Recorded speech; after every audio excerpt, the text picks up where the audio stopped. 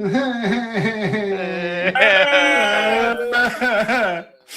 you have chosen death. I didn't choose it chose me. Oh, I'm sorry, I didn't think you were given a choice. Death? Yes, death indeed.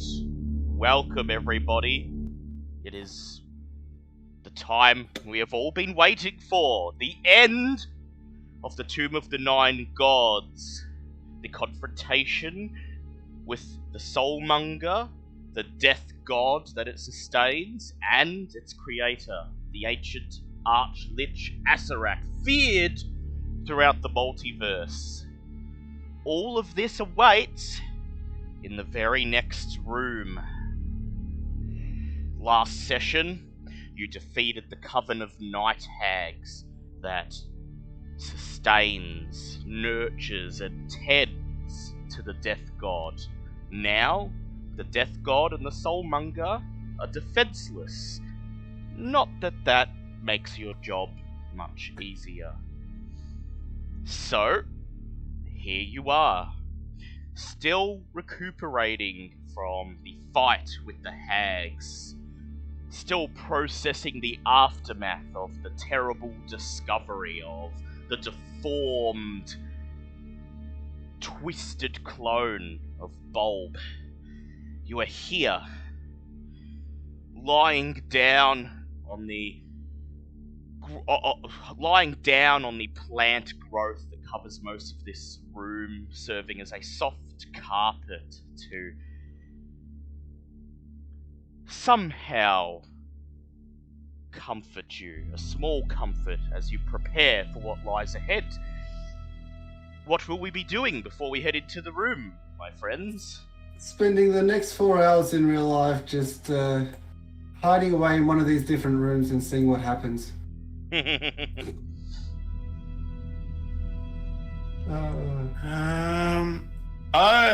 Onyx was wondering if Zinhorn would actually like to swap some magic items. If my character sheet would open, I'll be able to explain what I wanted to do. Because I know that last session Onyx gave Zinhorn the robe of scintillating colours. No, I didn't end up taking that because... Oh, you didn't end up taking it? No. Oh, well then don't worry. Would anyone like to take the lamp? Because Onyx's plan is going to rely more on the robe than it is on the lamp. But the lamp is going to be useful to more people. That's fair enough. Feel free to swap anything you like. Because it only takes an hour to attune, so... Yes, and I presume you're going to be having a rest before you enter. Having a long rest, which will still leave, just under 8 hours or so for the Hero's Feast we had last time. Yes, it will, so that'll still be in effect. Come on, I don't get those temporary hit points back, do we? No. No. They're gone. Once they're gone, they're gone. But you, 5 of you, still have Omuan gods buried in your heads, and they're feeling the apprehension too. There's a mixture of determination to go in there and destroy the Soulmonger, to avenge the gods of their deaths that Acererak brought upon them, and also apprehension, an overwhelming desire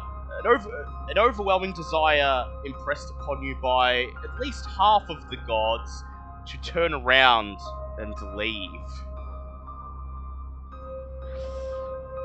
But even the gods that do not wish to press on, such as Unk, who keeps on nervously suggesting, oh, maybe we can just head upstairs and collect anything we've left behind before we try our luck, has promised you that they will assist in the battle to come. Okay. No, that's the wrong Ava. Finally, my Adobe started working. Sorry.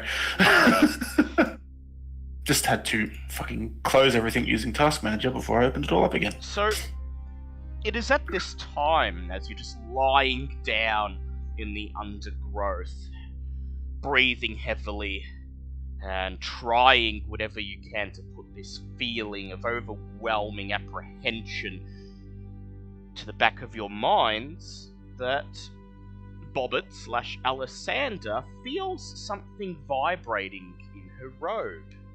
And she reaches in and pulls out the scroll of communication. Your first impulse, Bobbit, is to just sigh and realize that if this is Wakanga writing about bulbs shipping business, that it couldn't possibly have come at a worse time. But you unfold the scroll anyway, and it is not a missive from Wakanga. Instead, the scroll reads, "This is Thessalandra Bravewing of the Helruin Navy. As promised, information on Acererak. Ancient lore states that he hides among the grandeur of his followers, hoping that their shadow will be enough to disguise his own. I'm not sure what this means, but hopefully it will help you to locate his phylactery, and thus spare your future a very terrible fate if you somehow manage to defeat him and he regenerates." And that is Hides the in end the of the shadows. message. Hides in the shadow of his He followers. hides in the grandeur of his followers, hoping grandeur. that their shadow will disguise his own.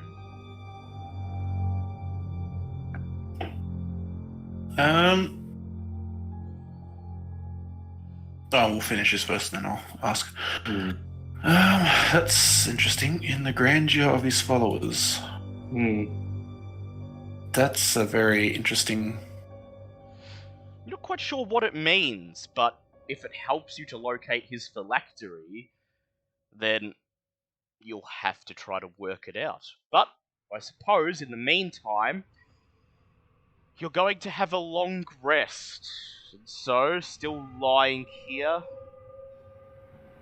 in the hag's room, you sink into the undergrowth and let the exhaustion take over. Yeah. What is Sir Lucian attuned to? He is attuned to his sword Yep. and his armor. So he has a third attunement slot. He does. If he was here, I would ask him, would he like the ghost lantern?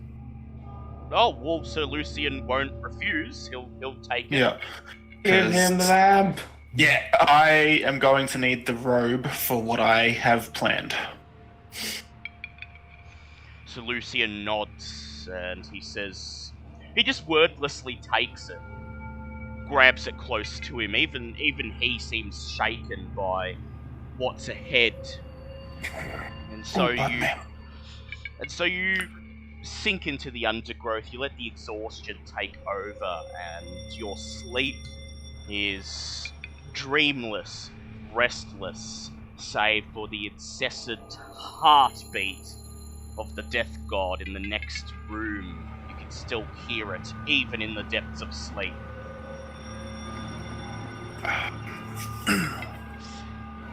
So once everyone is attuned to everything and had a long rest, is there anything anyone would like to do during the long rest, aside from attuning to items? I mean, Boet doesn't need to sleep, so she's going to be setting stuff up for the next day, but you can find that out once everyone starts waking up. Fair enough. Not Bulb. Jesus Christ. It's been so long since I played him, why? Onyx is going to give the 3 vials of fountain water Yep. to Ava. And Ava is going to take 3 of her +1 arrows and tie a vial to each arrow. Very well. Just see what this actually ends up doing, because you do know that water has a chance of healing. Yes. Yes, I know. So let's hope it doesn't backfire. Yes, but the chance of a silence is kind of... Yes. Yeah, if it works. That being said, she has 2 shots. She has a high chance of going not first because of Zinhorn, but second or third. She can shoot 2, and if it does heal, it's not gonna over healing, because that's not a thing. That's entirely fair. Let's just hope. I'm definitely not going to use it when we're 10. Yeah, I'm definitely not going to use it when we're 10 rounds in and think we have him on the ropes, because you don't want to risk that healing. Mm-hmm. But that said, there are other effects that could come into play. So turn him into a chick. Gender bend him, silence him, heal him, and I can't remember what the other one is. A shitload of necrotic damage. That's right. Mm-hmm. So, heal, nothing, or silence. I'm willing to take those odds in the first round. That's fair enough. Silence him, change his sex, give him temporary hit points, among other things. Okay, so 8 hours pass, and the dreamless, restless sleep subsides. You awaken, the heartbeat from the next room. Still beating. You awaken and find no respite from the incessant sounds that bothered your unconscious minds. And Bobbert, what does the party awaken to? For starters, Bobbert never actually moved from where she had to put down Bulb. She has been sitting there the entire time, and upon waking up, the only sign of movement that she's had for the last 8 hours is that there is now about 5 separate piles of bones sitting around her in a circle, and the middle of that circle looks like an odd rune shape made out of blood. Ooh. And she's casually sitting there holding a scroll in her hand. Before we continue, I will just remind Zinhorn and Onyx that they need to decrease their max HP by 1. Yep, okay.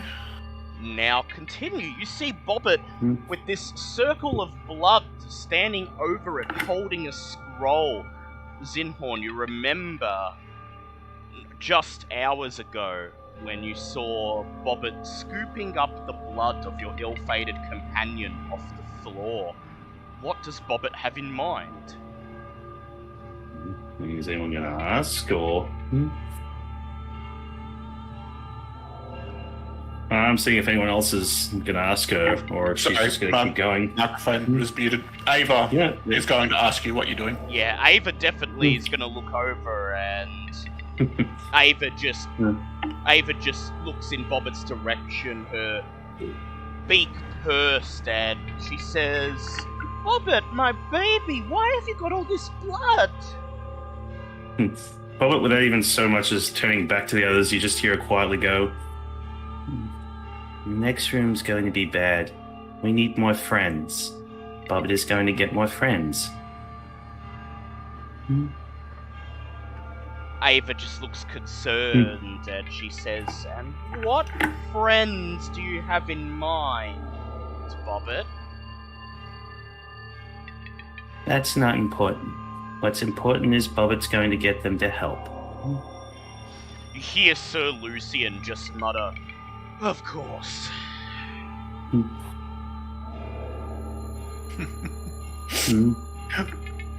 Any other objections? Yeah, I was going to say after last week's episode, that's probably a good response for him. Yes, that whole evil we can contend with line, y'all should have left that alone. Onyx is just looking. Any other questions, or are we good to go? Looks like Really? there seems to be an atmosphere in the room of, well, we don't particularly like what Bobbit is doing, but we acknowledge that any help is good help.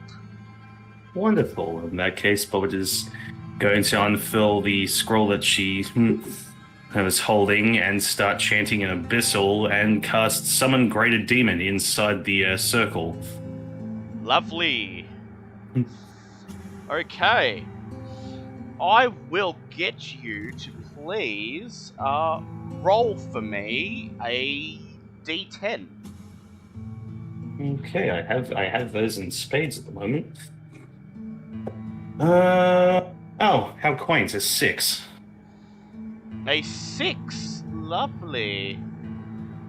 And so you recite the incantations on the scroll, and the blood that makes up the circle begins to glow a bright red, and then you all see the blood begin to boil, the surface of it bubbling and sizzling as plumes of steam rise from... Zinhorn moves to the corner.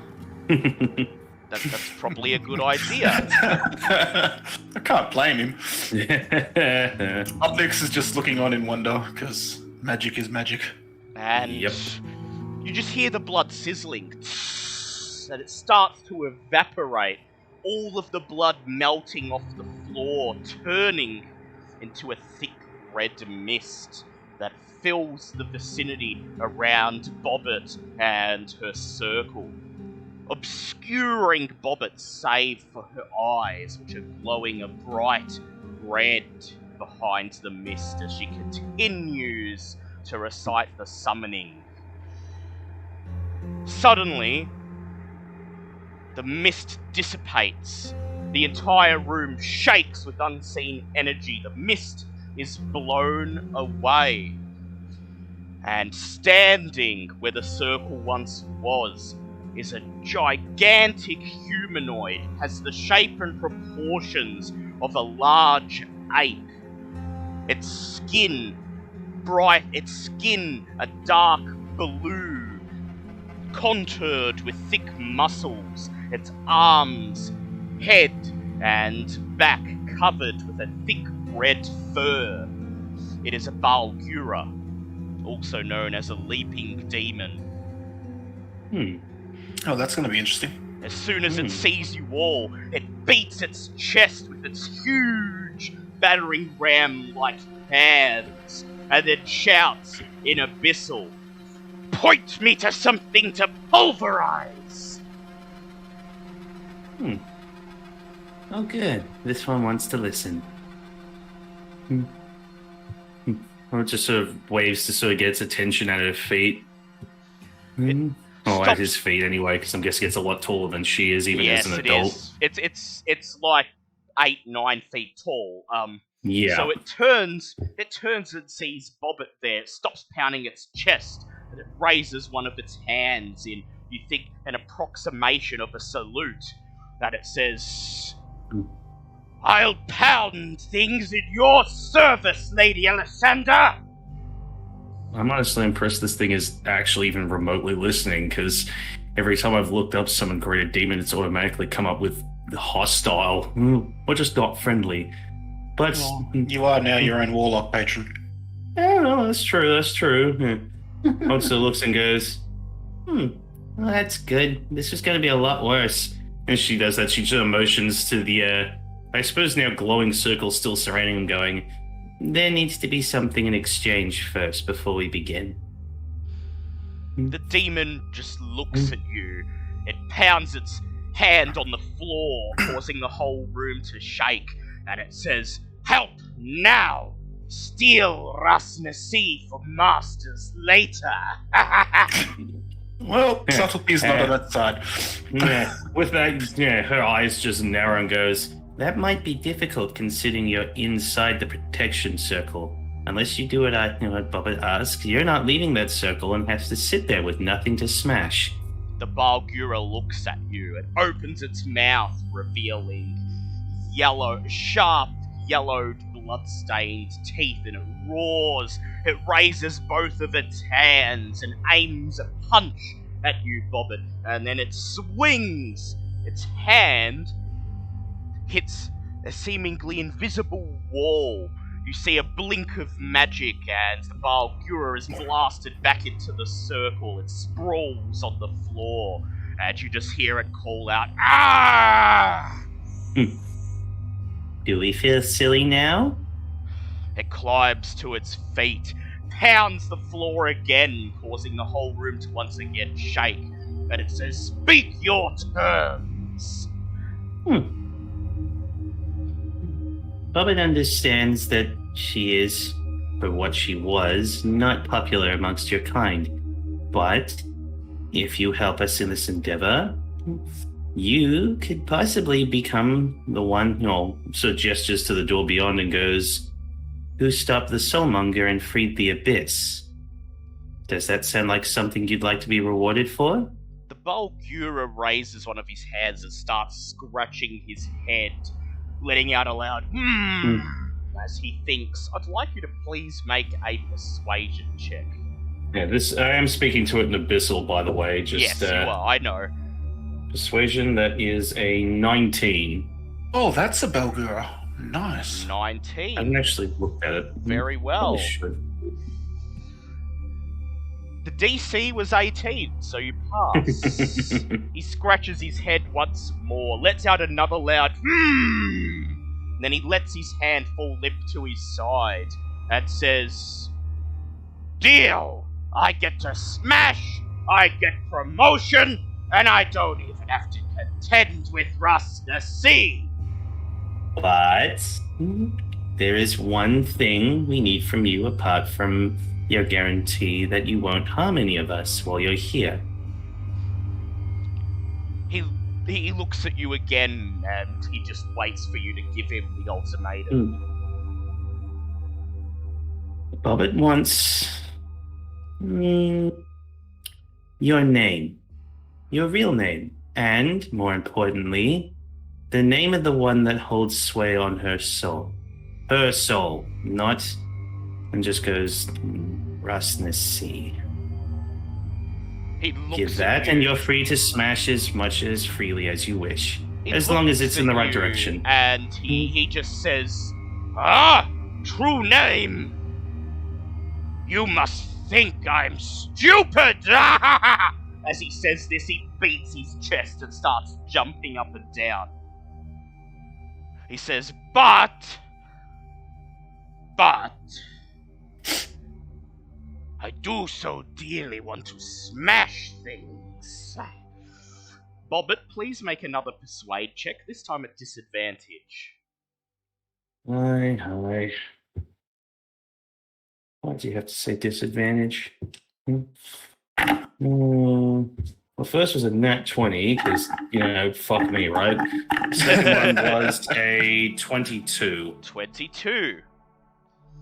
The Balgura looks impatiently from left to right. You see his hands clenching into fists. He clearly wants to sate his bloodlust, and he just shakes his head and he says, Fine! Anything to get to the smashing! He jabs a meaty thumb at his chest that says, Bralgug! As for the demon who Bobbit has pledged her soul to, Valrumar! Okay, let me just scroll this down because I'm gonna need those fucking things. So Balguru. Bralgug for him. And is it Bralgug as in B or V for him? Bralgug. Bralgug. G-U. And G? for the other one, Valrumar. Valrumar.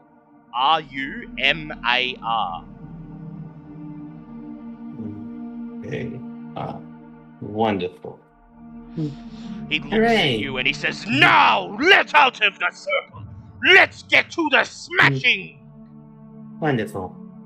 And with that, Bobbit steps back with the other... Well, actually, Just looks, goes, I understand that honoring agreements is not your normal way, but it would be very unfortunate for you to fail before you get a chance to help. And with that, she undoes the circle and then also animates Des the pile of skeletons sitting around her. Fair enough, fair enough. How would you kindly count up? I think that's 3 skeletons, is it not? 5. Yeah, that's right, because, yes. That's all I got left, but... You're going to... Alright, let me just get tokens for everything. Because I didn't know which demon you were summoning until the roll was done, so... I'll just grab a token for the Balgura. And throw him on the map. Okay, here he is. Balgura. Add to owlbear, please. And 5 skeletons, and they are just normal skeletons, they're not minotaurs, unless No, they are minotaur skeletons. Yes, I've made sure right. to take as many as I possibly could. These are the last minotaur skeletons I have, though, so... And would you want them in particular groups, or just 5 altogether? 5 altogether is fine. Very well, very well. Let me grab my Horde of Skeletons token for that. Did say Bobbit was bringing friends. Bobbit likes friends! Very clearly. So all of the bones you have gathered in your... all of the bones you've gathered in your bag start to coalesce, forming 5 Minotaur skeletons. And 1 to 5. The Balgura and the Minotaur skeletons look at each other, eyeing each other off. The Balgura looks over at Bobbit, and so do the skeletons, as if questioning that they have to work together. And then the Balgura clenches his fists and says, "If they smash, I smash!" God, I'm glad we didn't get a smart skeleton, a smart demon. This would have been so much more annoying. Wonderful. Okay, Bobbit looks back at the rest of the group and goes, well, Bobbit brought friends. Bobbit's gonna go into sit in her were-target form while you guys get the door. Have fun. Also, be nice to points to Balgira. So it just goes, this is our new friend, Balgun. Be nice to him or else he'll probably smash us and kill us. As if to confirm this, the Balgura roars, pounding his chest, and then in abyssal shouts, "Ha-ha! Me just looking for an excuse to smash!" Yeah, probably just let him do his thing. Onyx is going to quickly walk into one of the rooms, activate his robe, and then walk out. Yep. Because no one saw it, so no one gets blinded. Yep. Neat. So Onyx, you just step into one of the trial rooms, activate your robe of scintillating colours. It lights up, brilliant patterns begin to flash throughout the room, and would certainly have blinded anyone in the vicinity. You wait a couple of seconds until the patterns subside, then you step out back into the main room. Yes. And then I also activate my Sunblade. Yes. Whoosh! The blade of pure sunlight extends from the hilt, ready for you to put it to good use. Is everyone else ready? Yes. I will specify that I have my shield out as well. Yes. So I have my sword and shield. Because I actually need to specify now that I pull out my spellcasting focus, because I no longer have my ruby attuned. Yep. Now, just remember that when you expend charges on your robe of scintillating colours, that will cause everyone in the vicinity to make wisdom saves or become stunned. Yeah, I know, but I've activated it, which means it's now shining. Yes, but no one saw it activate. No, but when you expend a charge, it will. Yeah. So I've already expended a charge in the room. Yep. And then the action stays until I turn it off. Yes, that is correct. Yes. So creatures that can see me have disadvantage on attack rolls. Yes. So I'm just keeping the scintillating patterns up. Yep. So that whatever's in the room has disadvantage for as long as the robe is activated. Yeah, I forgot that it lasts a bit. Okay. Yeah. So you walk over to the skeleton key gate, and Zinhorn and Onyx insert the skeleton keys one by one. There doesn't appear to be any puzzle or any cryptic solution.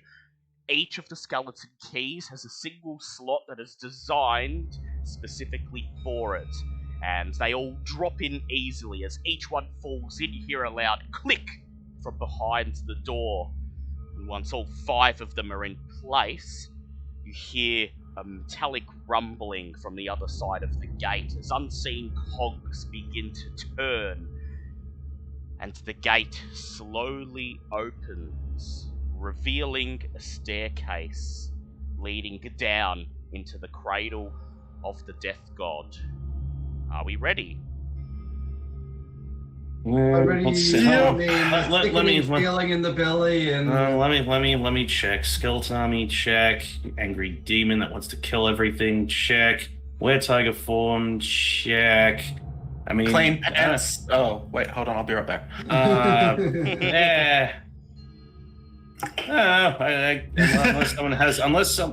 have other things, but we'll just work with this for now, I guess. I think everything that I need for now. Yeah, I think I've got all my preparations ready. Very well. I've given the lantern to Sir Lucian. Hopefully he remembers to use it. Sir Lucian just stands up and he says, draws his sword and leads the party down the staircase. Cool, let's get this shit done.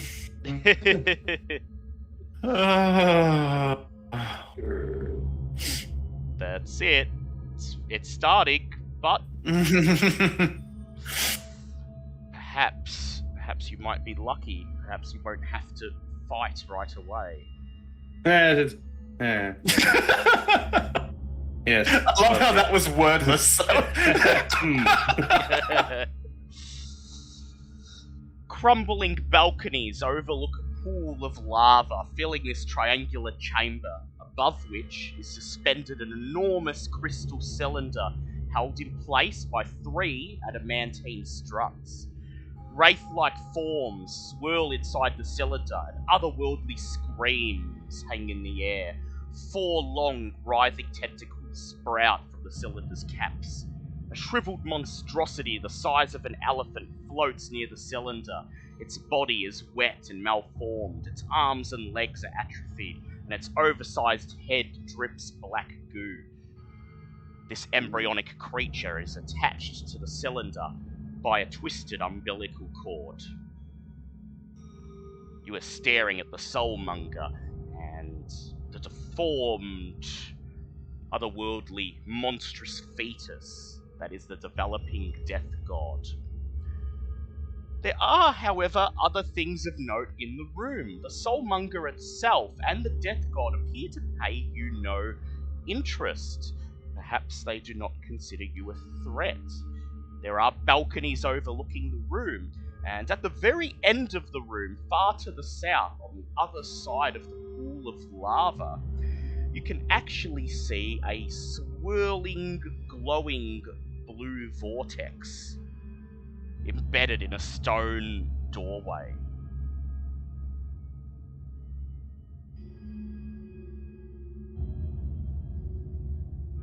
What would you like to do? Well, we came here to destroy the soulmonger. You did. Because we're all getting scared because we're all metagaming because we know who the big bad boss is. Yeah, but So we're going to think like that was coming. You did come here to destroy the soulmonger, but perhaps it would be wise to check the room first. And in fact, in Ava's head, shrewd Papa Zotl is encouraging Ava, send your men out! Search the room for a technical advantage! And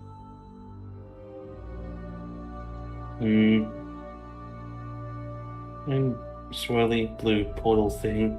Yep, at the very south, there's also 2 balconies, one on the east side of the room, one on the west, overlooking the pool of lava. You could possibly go up and examine the soulmonger itself, though it is likely that this will trigger whatever defensive instinct it has.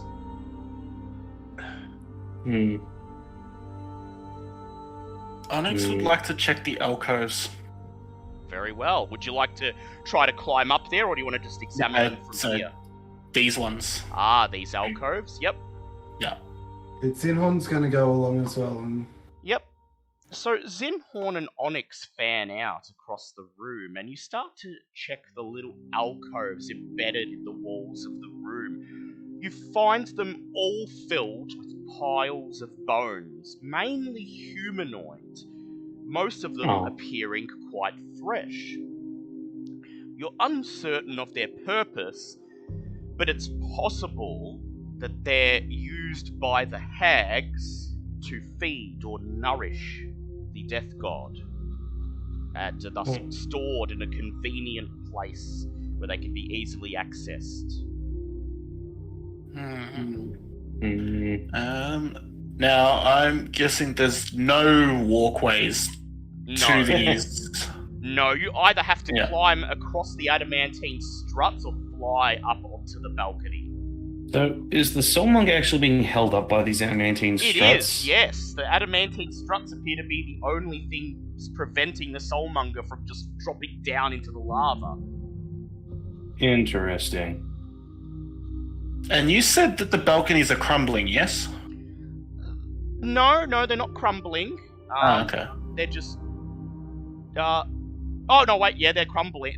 They look, crumbling. But that they look old and they look old like and crumbling. Worn. They look old, worn, and crumbling. But that said, they also appear to be quite firm. An adamantine strut is holding up each balcony, and they're embedded into the walls themselves and appear to be holding firm. So it doesn't look like they're going to instantly crumble down into the lava, but they do look quite old, worn, and if this wasn't Acererak's dungeon, then you would be certain that any amount of weight would just cause them to topple straight off. Yeah. I was just thinking I could use my mason tools to dig out that strut that's where we are, and then the physics of it would tip it. Possibly. I mean, you have adamantine swords. Yeah, no, but I would not like to hit the thing, because that could activate self-defense. If I could use my mason tools and just dig out underneath the strut, there is a chance that it may not activate defenses, but then again, it probably could as well. But we do have 3 adamantine swords, so... Yeah, yes. Well, 2 now. 3, I made 4. You made 4, yeah. So does anyone want to attempt to get over onto the balconies? It's not on my to-do list. So you, Zinhorn, you have your vines. You'll be able to shoot your vine out and use it to climb over the pool of lava onto the balcony. It is quite a distance, so there will be a dice roll involved. It's not on my to-do list. I'm not overly too intrigued. There's nothing from a distance that I can see with my perception that... No. You can't actually see what's on the balconies, as each of the 2 balconies is enclosed within a stone wall about a foot tall. So anything that's stored on the balcony itself is obscured by this. And you said there's one umbilical cord holding holding the death god to the soulmonger. That's right. If we could break the umbilical cord. Muzzle tov. Yeah.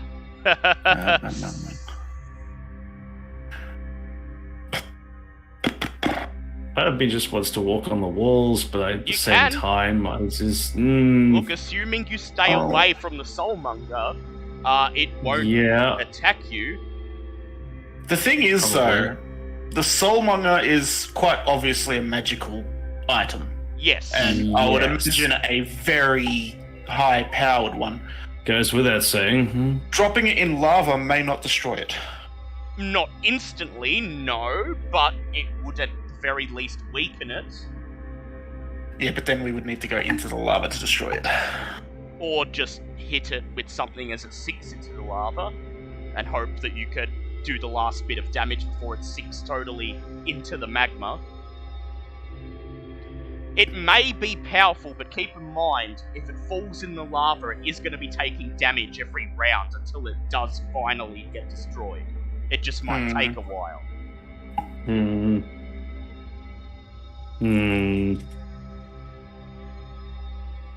I mean, we could do that. I do have some high-level spells to try and do it, but then again, there's the Death God, and then there's potentially anything else that comes after us. And... Yeah.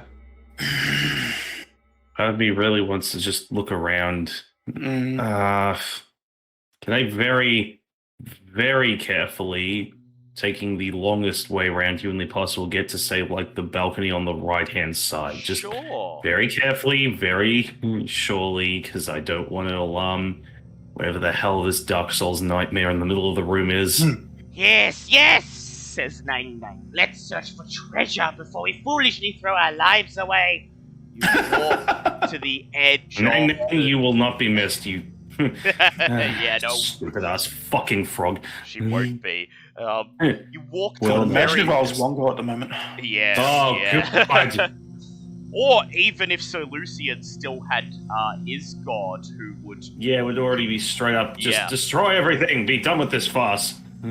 So you walk to the edge of the pool, reach out, place your hands on the stone, yank yourself up onto the wall, and then begin to carefully walk along the side. I would like you to make a stealth check, please. I mean, I get advantage, but still, why? Why do you make me do this? 17. 17. The Atrapal got 16 on its perception check, so... I'm sorry, the what? The Death God. So, you make your way over to the balcony on the right and deftly leap off the wall, landing behind the stone fence. You notice the tentacles extending from the Soulmonger all twitch, as if they briefly detected your presence. Then they fall limp once again, satisfied that the threat is past. I've never been so much happy to have Bulb's boots on right now. The balcony halfway along the room is littered by ornate glass bottles, fluted silver urns, ivory caskets, and other vessels, all of them inscribed with baleful sigils. Make an Arcana check, please, Bobbit. Oh boy. That's an at 20, so that's going to be a 30. What is my Arcana? Pretty sure it's plus 12. I'll check. Yeah, that's a 32. These are all phylacteries belonging to, presumably, lichers who have pledged their fealty to Acererak.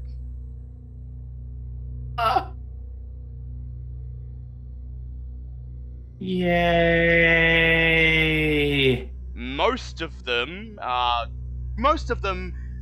rather grand vessels befitting the station Oh my god! Befitting, oh my god! Sorry, but you finished the description first. Befitting the station of those who would have created them. Ornate glass vases, golden cylinders topped with jewels, bronze and copper statues with extremely detailed carvings alike.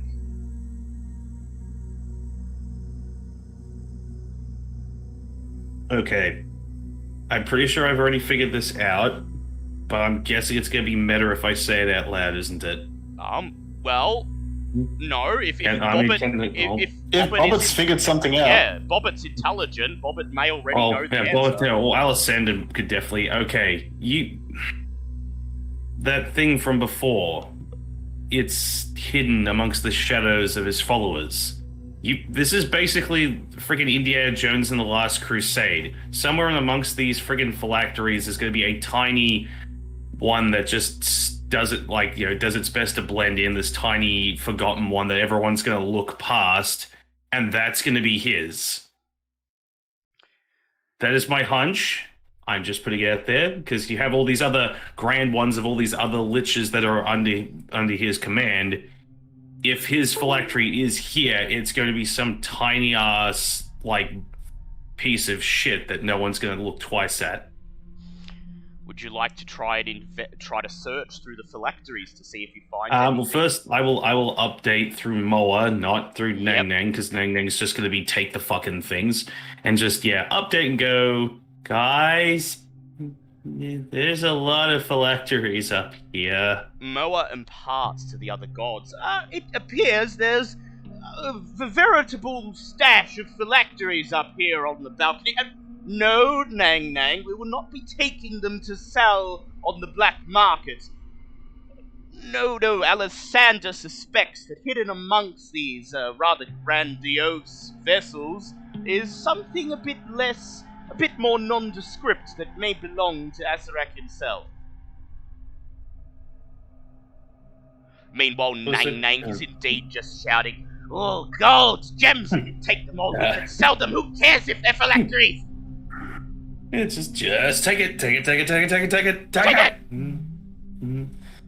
Can I see the other balcony at the back from here? Is it on the same level or is it higher up? Yes, you can. And from here, you can see that the southern balcony seems to hold some sort of gateway. An ornate archway looms over this balcony. Grinning skulls are molded into its frame, and a swirling blue mist roils within, obviously some sort of magical portal.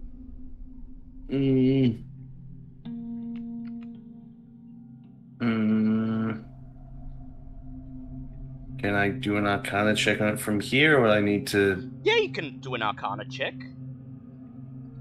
Yeah, I'm going to be topping the last one, but it never hurts to try. 26. 26. You recognize that it is almost certainly a magical gate. Not planar. It teleports those who step into it into a location usually within a couple 100 feet of the gate itself. Huh. Most likely another section of this level of the dungeon.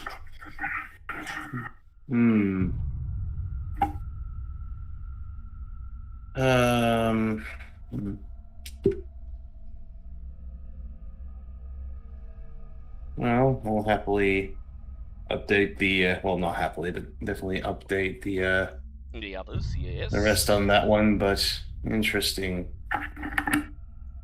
Would you like to search the balcony for any objects that may... yeah, I will just quietly investigate for one. Yep. So you're quietly investigating. I'd like you to make an investigate check with disadvantage, please. God damn it. Why? God damn it.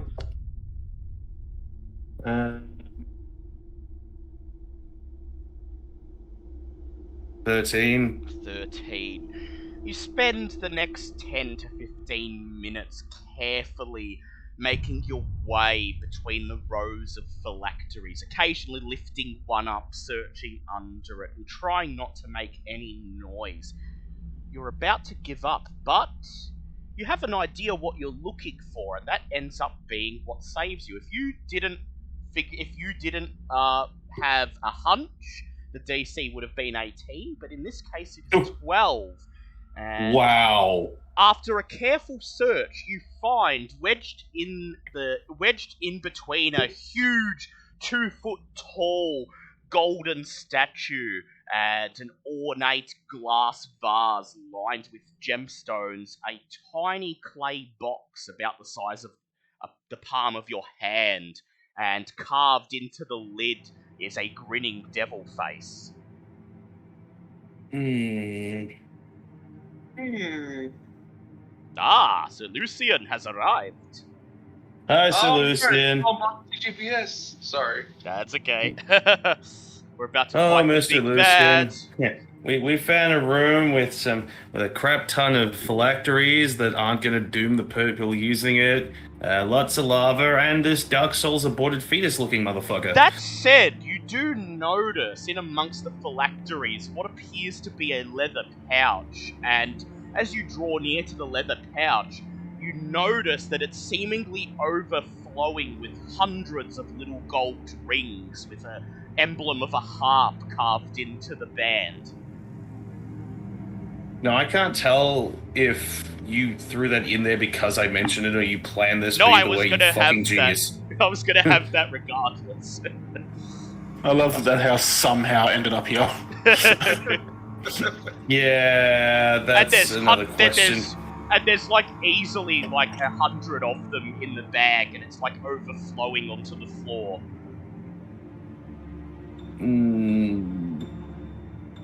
See, the fun thing is, if it wasn't for the fact that we have literally everything else in the room to deal with, I would probably be considered taking the damn gold rings, but we're not doing that right now because obvious reasons.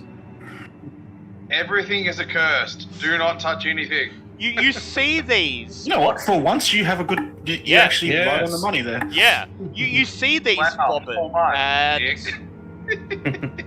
you see these, Bobbin, and it takes only a cursory check picking up one of the rings to determine that these are indeed tiny phylacteries. And as you place the ring back down in the bag, you just have a brief moment of wonder where you just have a brief moment of incredulous wonder where you're just thinking, what idiot decided to make so many phylacteries? Doesn't he know that he's basically doomed himself to never be able to resurrect? Don't worry about it. So you have the small clay box, and holding it in your hand, you can feel a malevolent energy emanating from it. This nondescript box is indeed a phylactery, but is it Acererak's? I will be right back. I'm just going to put my food in the microwave. Yep. Yeah. And if it is Acererak's, how will you go about destroying it? Can you identify? Is it possible? Oh, hang on. No, I was trying to do a bullshit check, but I don't know what I'm trying to say. Let me process this for a second. Well, you said identify, and casting identify would indeed easily tell you whose phylactery it is. Oh, okay. In that case, could one of us cast identify? I mean, the only one that could, because I'm the only one that's here with it. I'm going to go ahead, just to confirm that you're not going to toss some random phylactery into the lava. I might warn people that there's a good chance that if I do that, someone or something could possibly know that I'm doing this, because, liches are fun like that. That is correct. So, Bobbit passes the information to everyone else, warning you that if she attempts to identify this phylactery, there is a chance that its owner may be aware that it's being tinkered with. That in mind, are you willing to take that risk and have Bobbit cast Identify to confirm that this is Acererak's phylactery? Well, we kind of need to make sure that we're getting rid of the right phylactery. Yes. Perhaps it's a risk that you have no choice but to take if you want to be sure. And as much as I'd like to ritual cast this sort of thing, where target form is on a timer, so... Yep, so you just burn a spell slot. You cast Identify, the box in your hand lights up, and the devil face opens its mouth, grinning widely. Your Identify spell informs you that this phylactery is bound to a wizard by the name of Halrueth Nakatana Acererak of Castle Greyhawk. Oh, fun. Yeah. Well, this is one of those. Okay, I got good news and bad news. The good news is found it. The bad news is found it. There's a shift in the energy in the room. The phylactery in your hand seems to have a heartbeat. You can feel it vibrating. Almost as if the shred of Acerek's soul within is aware that you are holding it and thinking of a way to destroy it. What would you like to do? Oh no. I mean, I'd rather not have ever touched this thing, but we're here with it now. Do you want to just hurl it into the lava? I don't know, does anyone else have any other suggestions on what to do with this? Not really.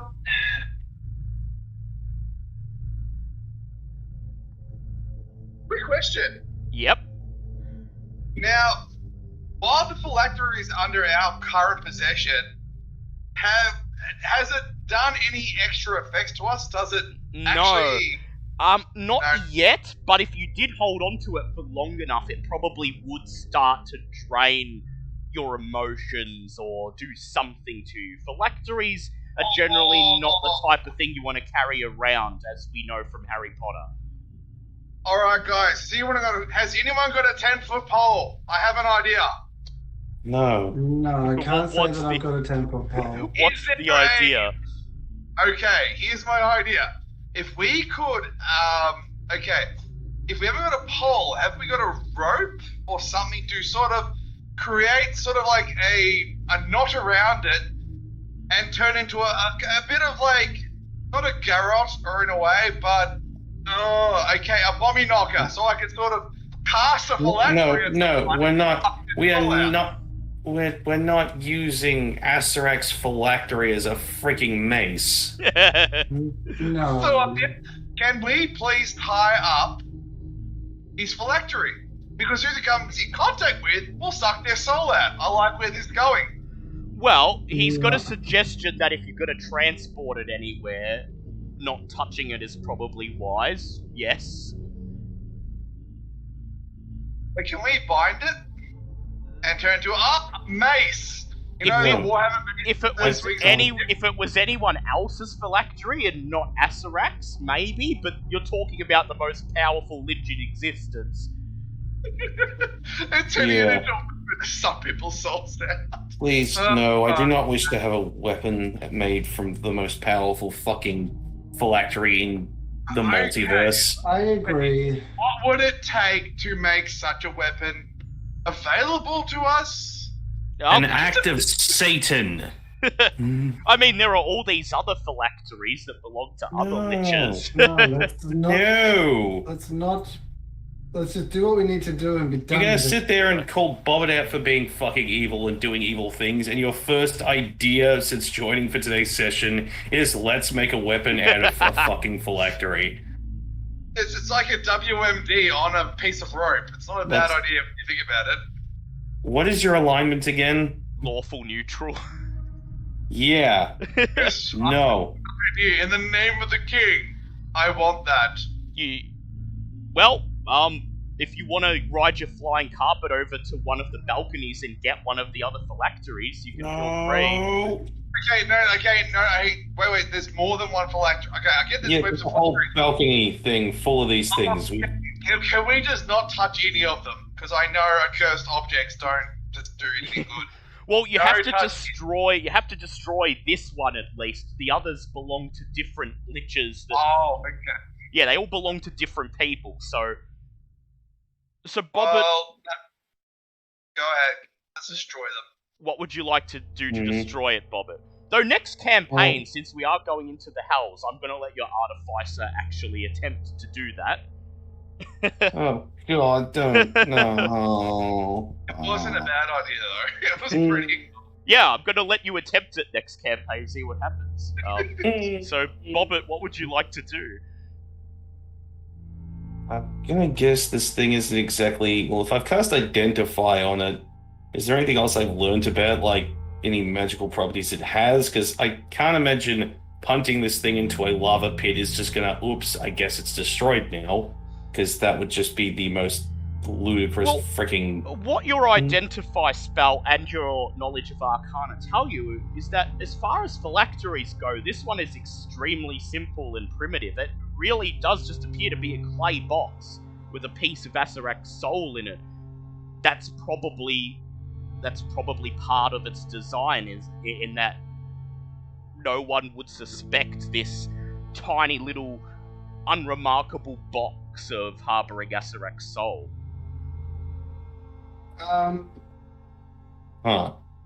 Zinhorn has an idea. What would Zinhorn suggest? During the last long rest, he picked up Dispel Magic. Yep.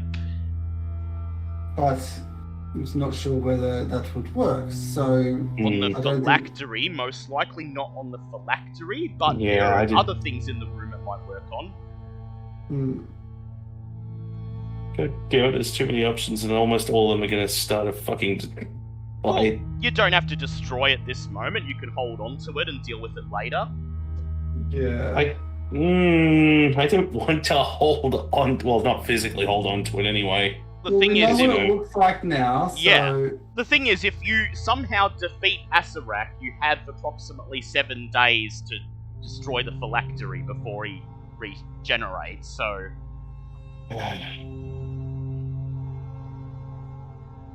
Would even holding this in a bag be a good idea? You don't know. Nothing about this seems to be that's what I mean. Nothing about this seems to be a good idea. Destroyed now, he's probably going to be pissed and come looking for whoever did it. If we hold on to it, that's probably going to fucking mess us up. Could just leave it here in this balcony. Take it back to the doorway and place it in front of the doorway so we know exactly where it is. Yeah, that's a good idea. And then once we've dealt with the soulmonger, we can decide what to do with it. That's a good idea. Okay, I'll go with that then. Alright, so you want to walk back along the wall? Yeah, well, not really, but yeah. Please make a stealth check as you climb over the balcony wall and begin to walk along the lava pit, bringing the phylactery back to the others. M1, the weapon you were thinking of was a flail, not a mace. Ah, yes, it's a flail. Oh, that's fine, sorry. Sorry, guys. UMD, mate, flail. Flail, yes. Okay, let's say non-nat 20. Okay, let me roll for the Death God. Also, I will be muted, so if you ask me a question I don't answer, just remind me I'm muted. That is 19. You make your way safely back to the front of the room. You briefly hold out the phylactery so that everyone can see it, and then make your way back up the staircase and place it in the plant undergrowth back in the hag's room. As soon as you place it on the ground, you feel relief swell through you. The malevolent energy seems to subside, and then you make your way back into the cradle of the Death God, rejoining everyone else. Now, what to do about the soulmonger? Why didn't have coffee? This is it. This is where Sir Lucian's curse ends, if you could find a way to destroy the soulmonger. Okay. If the soulmonger knows that we're here, I'm pretty sure he does. Yeah, well, it's likely someone knows you're here. Well, if let me get the actual names up. If the demon, the minotaurs, Ava, and Alessander or Bobbit, whoever's in charge, can distract the Death God, and Sir Lucian can fly me to one of the balconies. He could go to the other balcony, and Zinhorn, I could give him one of my adamantine swords, and then all three of us could attack the struts at once while the others distract the Death God. Can someone describe the room to me? Because I can't actually see So it. it's a big triangular-shaped room. It's got a big pit of lava in the middle. The Soulmonger and the Death God are suspended above the lava, and they're held in place by 3 adamantine struts.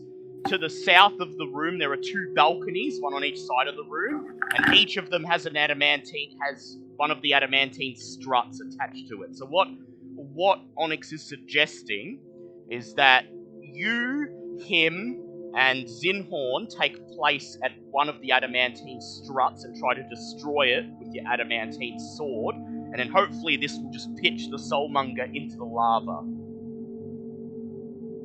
Oh, yeah, I can see this going. Beautiful. Yep, weak points galore. Let's do this.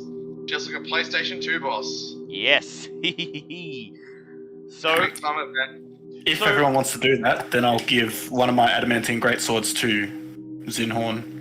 Bobbit, Zinhorn, what do you think? Well, there's no real other plans at this stage, so Yeah. at least it'll start the killing process. Yep, But seems... it's up to those doing the distracting that Okay. So who would like to be at each strut? Do you want to say, Onyx, do you want to be at this one here at the front with Ava and Bobbit and the skeletons and the demon, so Lucian can fly over to where Bobbit found the phylactery and Zinhorn can go to the other balcony?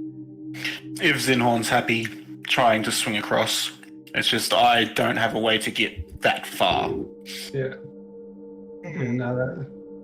Bippity boppity boo. My Yep. rug. The rug unfurls and begins to hover. Lucian climbs aboard and flies up to the very top of the room, out of reach of the tentacles if they were to awaken. Flies over to the balcony where Bobbit found the phylactery, and then leaps off the carpet, landing in front of the adamantine strut.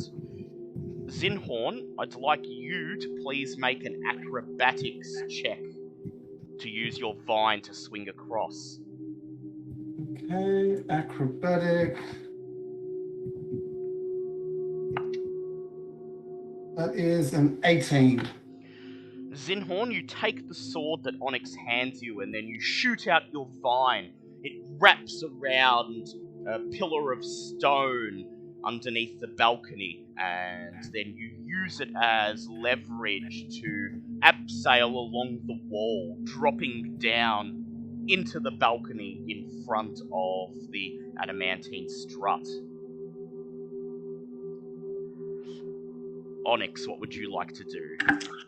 Onyx is going to stand in the strut, and Ava is going to get into as one of the farthest corners she can. Yep, so over right in the corner of the room. Yep. And yeah, Alright, I'm gonna ready my sword and. You're gonna use your sword to destroy it? You're not gonna try to dig it out with mason's tools? Well, the others are still. The others are now currently in a danger zone, so I'm gonna just go for a quick. Alright. So I would like Onyx, Zinhorn, and Sir Lucian to roll to hit the struts. I'll roll for Sir Lucian. And Bobbit should probably. Bobbit should get a chance to go where she wants. Yes, where would you like to go, Bobbit?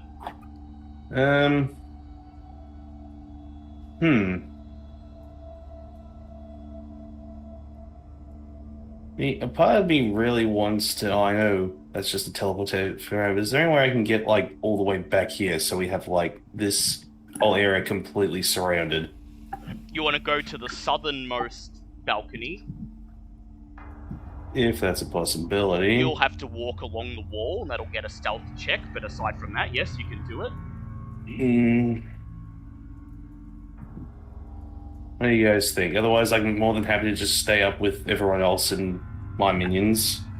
Well, wherever you think you can do damage and keep that god distracted while we break through adamantine with adamantine. Yep. Well, I mean, actually, if that's the case, it probably makes more sense to have people surrounding, or at least protecting. I know, well, you've got enough people protecting and surrounding you. I need to be like my wear target form, I'd prefer to be close to the thing so I could actually hit things. So would you like to actually go onto the struts and up to the Soulmonger? Oh, that sounds dangerous as all shit, but... Remember that we're trying to drop it into the lava. Yeah. Painfully well aware of that as well. Yeah.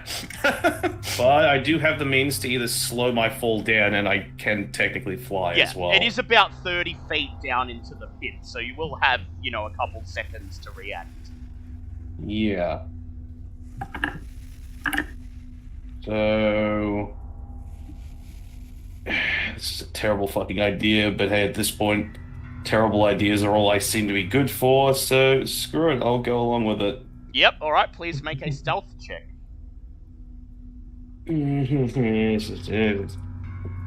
magical boots, don't fucking fail me now. 19. 19, let me roll for the Death God. I swear to God, if we drop you in the lava and you can't get out. That's a 12. That's a 12, so you are fine. You step up onto the adamantine strut, and your footsteps making no noise. You creep along the strut and stand on top of the Soulmonger. Oh, imagine this just bipedal tiger is literally stalking its prey. Yep, just standing on top of the Soulmonger. Meanwhile, the Death God floats, surveying the room, and the tentacles slowly snake around, trying to feel out prey. Okay, so I'm going to roll for Sir Lucian. I would like Zinhorn and Onyx to roll, please. So what am I adding for the adamantine? Is there anything So it's just a strength plus proficiency. So plus strength plus proficiency, so proficiency is 4. So I got a 22. 22. Okay. 19. 19. Okay, so Lucian also got 19. Onyx got 22. Onyx, you slam your sword down on the strut, making a dent in the metal. However, the other two can't seem to make any progress.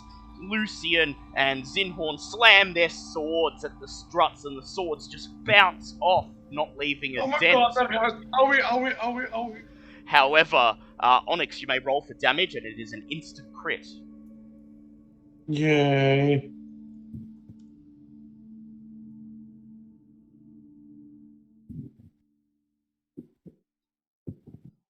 So, Onyx, please go ahead, roll your damage.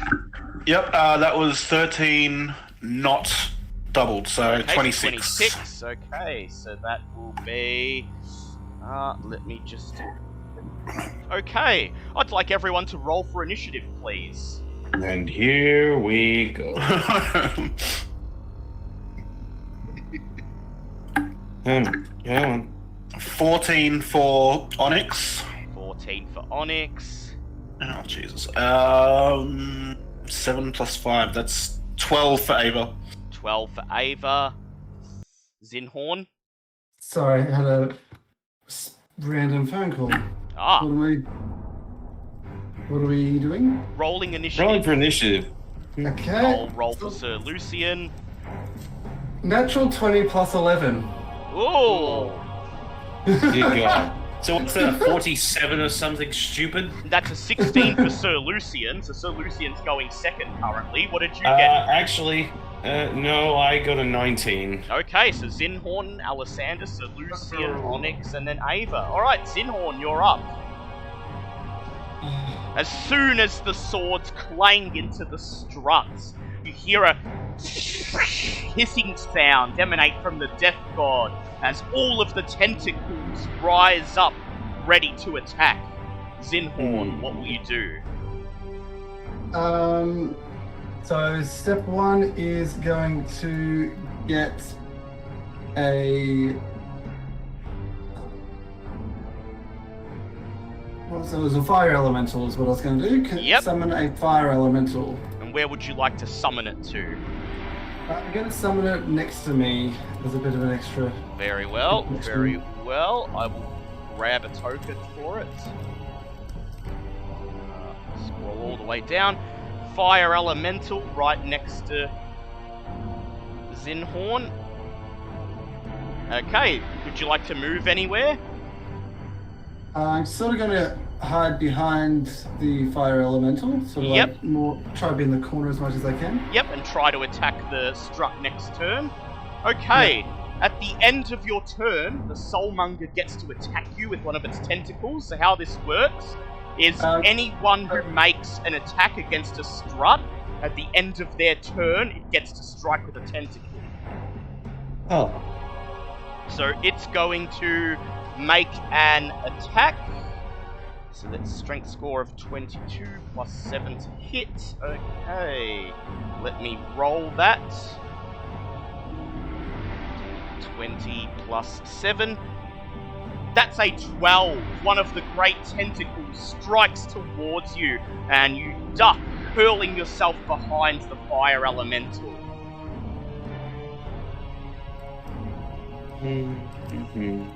Okay, at the end, and then after that, the Death God will take a legendary action. Good.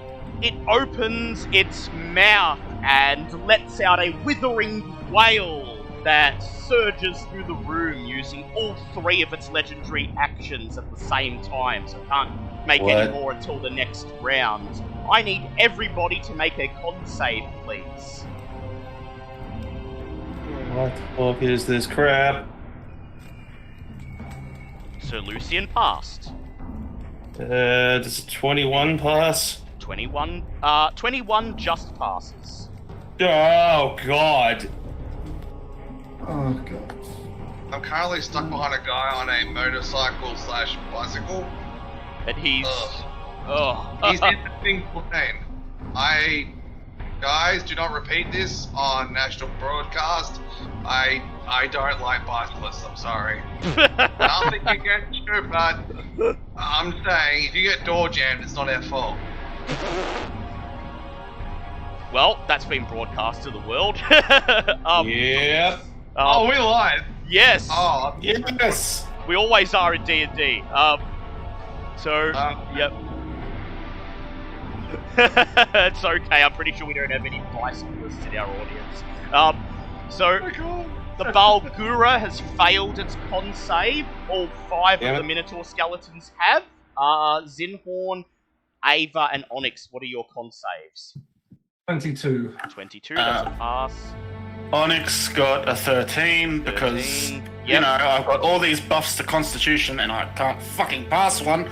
And Ava got an unnatural 20. Okay, so Ava and Onyx, the Balgura, and all the Minotaur skeletons all have 1 level of exhaustion. Oh, God. Oh, wait. Ava actually has advantage on saving throws. I forgot about her cloak of protection. Oh, yeah, get her to roll again. Yeah, don't worry. Yep, okay. Level of exhaustion. Fuck. Okay. God damn. It is now Alisander's turn. Okay, so I have Big Bad Death God in front of me. I have literally standing on the Soulmonger. Yep.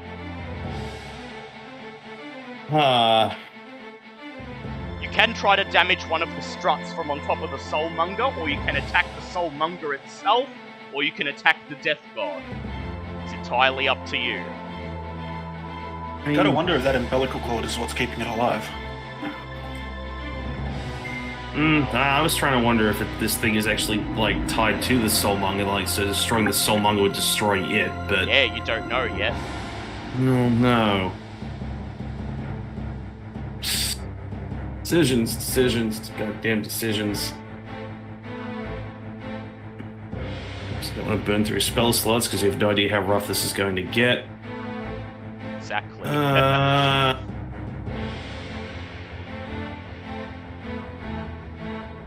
Well, I would, since it doesn't take a spell slot, I would like to use a bonus action to activate my Grim Scythe, because I feel like that's going to be necessary. Yep, it is activated. Like, you know, it wasn't the fact we're probably all going to die. The idea of a one-armed were-tiger holding a freaking scythe on top of a boiling pit of lava sounds really cool, but... So, can I actually hit any, like, the actual tentacles from here, or is it just the actual Soulmonger itself? The tentacles are moving... Well, the tentacles are part of the Soulmonger, so... Hitting the tentacles counts as hitting the Soulmonger. And the Death God's umbilical cord. That counts as hitting the Death God. Well, actually, the umbilical cord has its own AC, so... You know what? This is probably... Like, what is the umbilical cord actually connected to? It's connected to the Soulmonger, so you're standing, like, right here in front of you is the umbilical cord. Okay, well, here's hoping that cutting this thing doesn't friggin' piss this thing off entirely, so I will get the Minotaur, when it's the Minotaur skeletons and the Bulgura's turn, I'll get them to help Onyx with the strut, but otherwise I'm going to go and try and swing at this umbilical cord and see if that helps. Go ahead, roll to hit it. I'll get a plus 12 on my attack with the scythe and my staff, so that is 15 plus 12, that's 27. That's a hit, roll your damage. I get a d10 on this one, so d10 plus 7. Damn, that's 17 points of, I believe it's necrotic damage on this one. Nice. So so that's 17 points on the first hit. I do get one more, but see what happens first. The Death God, including the umbilical cord, are immune to necrotic damage. And I've just killed myself. Great. Cool. Did you inflict any damage that wasn't necrotic? No, because the scythe thing automatically becomes necrotic instead of bludgeoning. Ah, well. Oh, god damn it. It is Sir Lucian's turn. I still have another attack. Yeah, you still have your attack. Go ahead. Did you just use necrotic on the Death God? On its umbilical cord, yes. I was trying to get extra damage. I blanked. Okay. Do you want to try to hit the Soulmonger instead? Hit it with a pinata stick. Yeah, I'll give it a go. It's probably not gonna work, but hey, screw it. No, this is a waste of an attack. Non-nat 20. That's a hit. Roll the damage. Okay, come on. That one is 11. Is the Soulmonger completely immune to this crap? No, it takes 11 points of damage. And now I get smacked by a friggin' tentacle for my efforts. Well, no, actually, that only happens when the struts are being attacked. Oh. Yeah. Well, that's fun. Attacking the Soulmonger itself just puts you in danger of the Death God. It is Sir Lucian's turn. Sir Lucian. Wait, don't my minions get to they get do to get go, their or turn. is that... Yeah, they get their turns. Okay, so Balgura is going to... Well, he does his own thing. I can't command him. As long as he's helping us, he can do whatever the fuck he wants, I guess. He beats his chest and makes a running leap towards the Soulmonger. Leaping straight across the lava, landing on top of the Soulmonger with you. Oh, hi, big guy. And he makes a bite attack first off. On the Soulmonger, the Death God. That is an 11, so he bites the Soulmonger and nothing happens. He beats his chest and decides to pound the umbilical cord instead. Jesus. First is a 26. He deals 6 points of damage to it. He then goes in for another fist attack. That is a nat 20. Oh, he deals 20 points of damage to it. Oh, that's a tough chord. I'll be right back. I have to go and question my attacks from now on. It is the Minotaur skeleton's turn, and each of them, well, they don't have any ranged attacks, so they are going to use their They're going to use their great axes to go for the strut, and that is 2 of them hit, slamming their great axes into the strut, making big dents in the metal, dealing 34 points of damage to it. It is now Sir Lucian's turn. What do you want to do, Sir Lucian? Your options are, you can use the adamantine sword to attack the strut, or you can throw a javelin at either the Death God or the Soulmonger itself. Oh, well, the strut looks... What looks like the better advantage from from your point of view? I can't see. Well, if you can break these struts, then you can send it pitching down into the lava. That said, they do appear to be quite tough, and your previous attack didn't deal any damage to it. Well, don't I get 3 attacks now? Yes, you So do. 3 times what? Yeah, you do. So would you like to attack it 3 times? Oh yeah, that's like instant rerolls. Please Alright. go for it. So I'm going to roll 3d20s. Okay. One of those attacks hits. It's an auto-critical as you slam your adamantine greatsword into it. I'm going to roll the damage. That is 17 doubled to 34. So that is 34 points of damage on strut number 2. Lovely. Can I think I've got one of my items. I can reroll a failed hit. You can. Would you like Or to? Would you like to use your clockwork amulet to replace one of the rolls that was less than 10 with 10? Yes, please. Okay, that turns one of your misses into a hit. You roll your damage again, so that's 2d6. That's 20 doubled to 40. You deal 40 points of damage to the strut. Oh, nice. And you notice that the dent is quite substantial. You've nearly cut through the entirety of the strut at this point. Yeah. Next turn. However, the Soulmonger attacks you with one of its tentacles in response. Oh shit. That is a nat 20. Oh! And it hits you. The tentacle strikes you, knocking you off your feet. Was his armor the nullifying critical, or Yes, was it No. it is. No, it's not, unfortunately. So, Mine did. Yeah. I got big type variety. yeah. So that he's just got the plus armor. So that is. right. Let's see. Oh no. So that is 52 points of damage on Sir Lucian. He is knocked down, but he is looking quite hurt, lying there on the floor, knocked off his feet. It is now the enemy's turn. Oh no.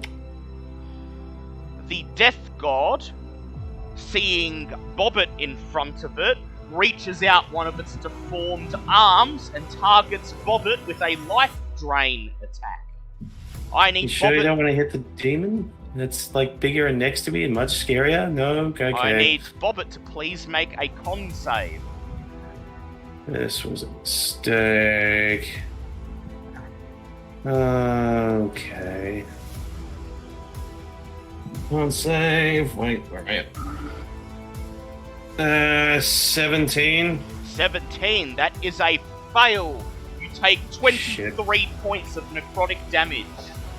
And the Death God, if it was hurt, would recover 23 hit points.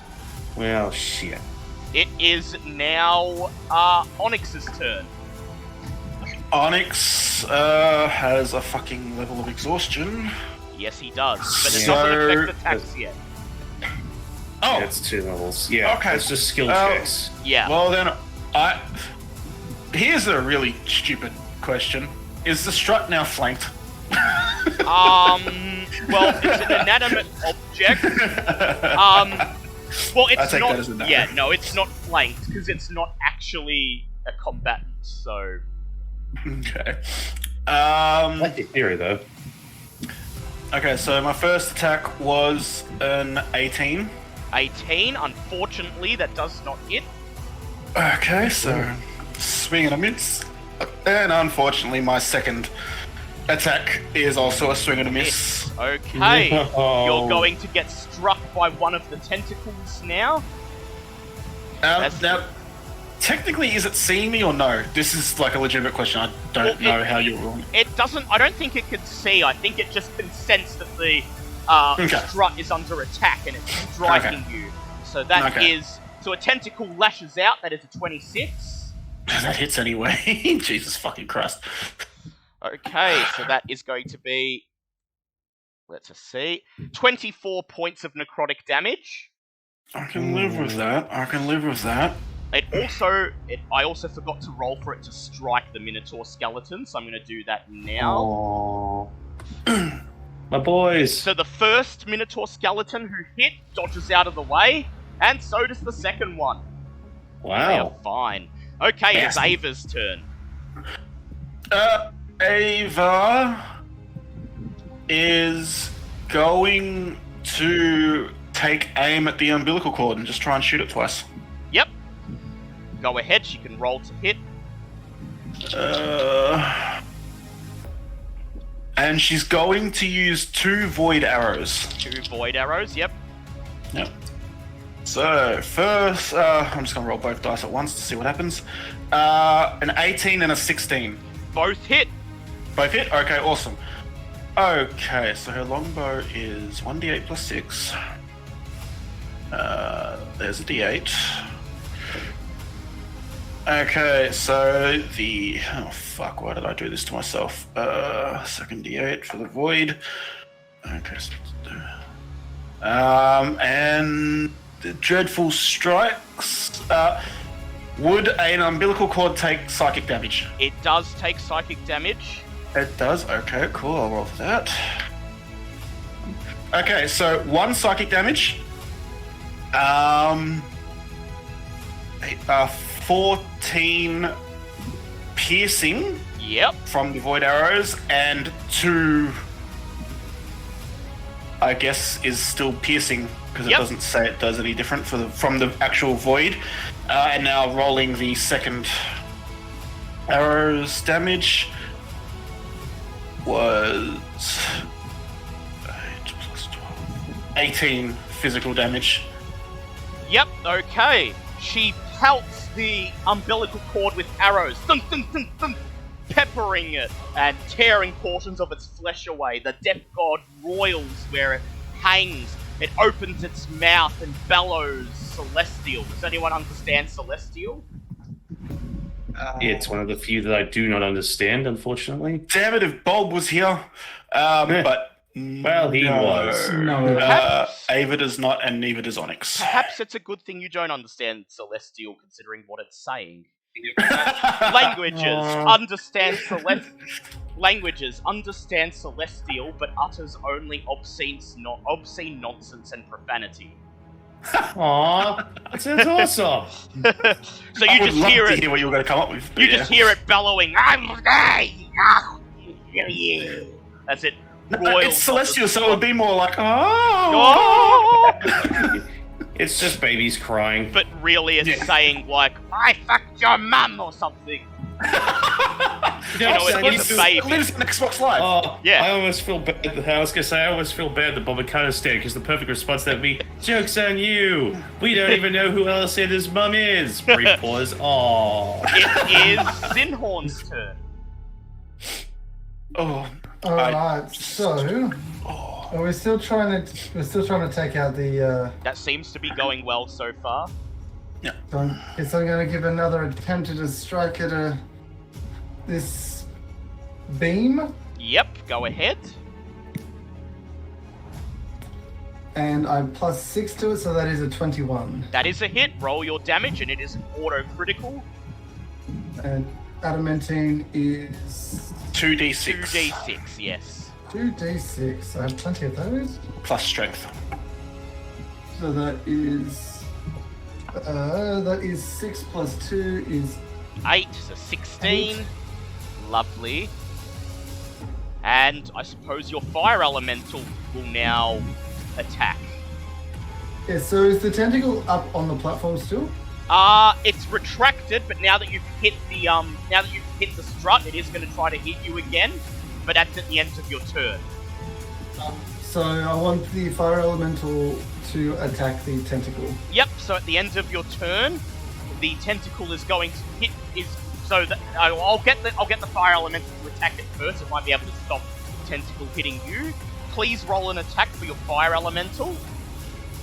Attack number 1 is 18 plus. There it is. 18 plus 6, so that's 24 to hit. That is a hit. Roll your damage. 2d6 is 10 points or 13 points of damage. Lovely. And Okay. is now on fire. The tentacle is on fire, and it's knocked off course by the fire elemental hitting it, so it's going to roll with disadvantage. Second attack for the multi-attack. Yep, go ahead. It's going to attack the tentacle again, or... Yes. So that is a 21 to hit. That is a hit. Roll the damage. Oh, that is 11 plus 3 is 14 points of damage. Ooh, lovely.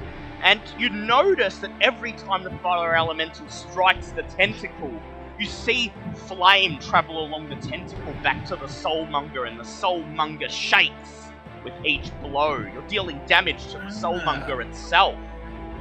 So does that mean the soulmonger is now aflame? No, but it is taking damage. So what part? The tentacle is on fire, but the tentacle is the soulmonger. So when the tentacle takes damage, so does the soulmonger. So it says the target takes 1d10 fire damage at the start of each of its turns. Yeah, so it doesn't really have turns, but every time it goes to strike someone, I'll get it to do that. So okay, cool. Okay, and it misses you, knocked off course by the fire elemental, rolling only a 21 to hit. 8 points of fire damage. 8 points of fire damage, lovely. Okay, it is now Alessandra's turn. Okay, well, first thing I'm going to have to... Oh, so Soulmonger takes down Shroud, the Death God does not, so... I was kind of hoping to still cut off that umbilical cord, so... It's either I try and go for the umbilical cord and do less damage, or keep swinging at the Soulmonger and hope for the best. It's up to you. Well, I mean, I'm standing on top of the Soulmonger, so I might as well do that.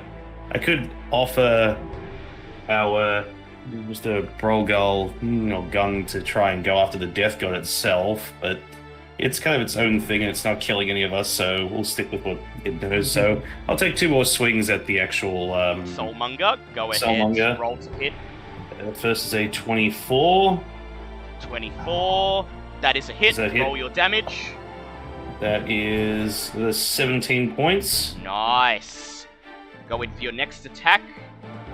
That is 25. 25. That's a hit. Roll your damage.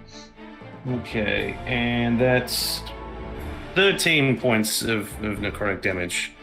13 points of necrotic damage. There's just lots of roaring as it just keeps swinging the scythe, just like trying to cleave a field. You strike down onto the Soulmonger. The entire canister begins to shake, and you see a crack open in the crystal. Oh. Souls begin to fly out through the crack. 40 souls. No. Oh, did I fuck this up?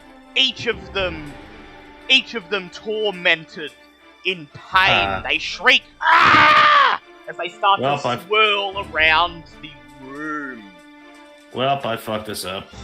At the end of your turn, the Death God is going to use a legendary reaction. He's going to attempt to make a touch attack on the Balgura. And that will be a nat 20 on the Balgura. Oh, the Balgura takes 32 points of damage. He shrieks, "Ah, me smash you!" as it saps the life out of him, and oh boy, took half his HP off. Jesus! It is now the Balgura's turn. He beats his chest and attempts to bite into the Death God. That will be a 23 to hit. He deals 15 points of damage to the Death God. And then he makes 2 fist attacks. And one of them hits, and he deals 6 points of damage. So altogether that is 21 points of damage. He then ends his turn by casting phantasmal force against the Death God. Oh. The Death God is going to make an intelligence saving throw as the Balfura conjures a terrifying image in its developing mind. I'm not gonna lie, I wasn't expecting this thing to know spells. And that is a 29 on its int save, so Yes. it instantly sees through the image and no damage is dealt. The Minotaur skeletons slam their great axes down on the struts. And that will be 1, 2, 3, 4, 5. None of them are able to make a dent. Yeah. It is now Sir Lucian's turn. You gonna swing at the strut again, Sir Lucian? Oh, yes, please. Alright, so that is 3 attacks. 3d20. I'll reserve 1 attack. Actually, I'll just do all 3. Do all That's not going 3. well. Swing! You swing your sword down. Smash! Smash! Smash! And that is a 16, an 18, and a 17. None of them cause any damage to the strut. You bastard! Damn. God damn. At the end of your turn, the Death God uses a legendary action to cast Ray of Frost at Zinhorn. No, at Zinhorn, you're safe. Ray of Cold, actually, not Ray of Frost. Yeah. That is a nat 20. Oh, Zinhorn. what is with this fucking thing? Zinhorn, you take 104 points of cold damage. Ow! Still up. Yes. Just barely. Ow! Okay. Oh. It is now the enemy's turn. Oh, good.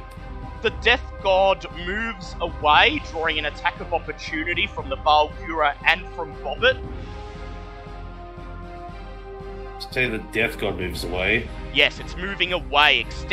Its umbilical cord is carrying it away from the Soulmonger to another part of the room. I'm gonna use my war caster to cast a firebolt at its umbilical cord. Yep, go ahead, As it moves roll to away. hit.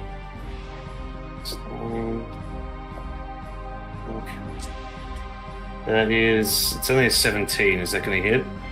17 will hit. Go ahead, roll the damage. It's firebolt. Firebolt, where are you? I had you. Where'd you go? There we are. 1. Okay, it's gonna be 9 points of fire damage. Nice. And odd question is, would the umbilical cord be considered a flammable object? Technically, but it's also suspended above a pit of lava, so it's kind of used to the heat. You do sizzle some of the flesh away and the flesh drops off into the lava, but it's not going to catch a flame. The Death God moves away. The umbilical cord carries it close to the western balcony, and it points an emaciated finger at Zinhorn and targets him with a life drain attack. Zinhorn, make a con save, please. Shit. Con save? Please pass this, because this is going to be bad otherwise. That is a natural 20. You Holy pass. You take 21 points of necrotic damage, and it heals 21 points. Like, 2 HP. Fuck me. So, souls 21 to 30 zoom towards Bobbit. Bobbit, what is your AC? 19. 19, that is 3 guaranteed attacks. Yeah. So you take 14 points of force damage as the souls batter you with their ghostly hands. Ow. Sorry. Souls 31 to 40 fly towards Sir Lucian and get 1 guaranteed attack. He takes 2 points of force damage as they gather around him, just managing to get past his shield. Souls 1 to 10 zoom towards Onyx. What's your AC, Onyx? 18, because I don't have my shield up. 18, so that's 3 guaranteed attacks. You take 12 points of force damage as the souls scream in torture and pain. Ah! Souls 11 to 20 zoom towards Zinhorn, and they get 1 guaranteed attack, and that is 1 point of damage. I want 1 HP! God, leave him alone! It is Onyx's turn.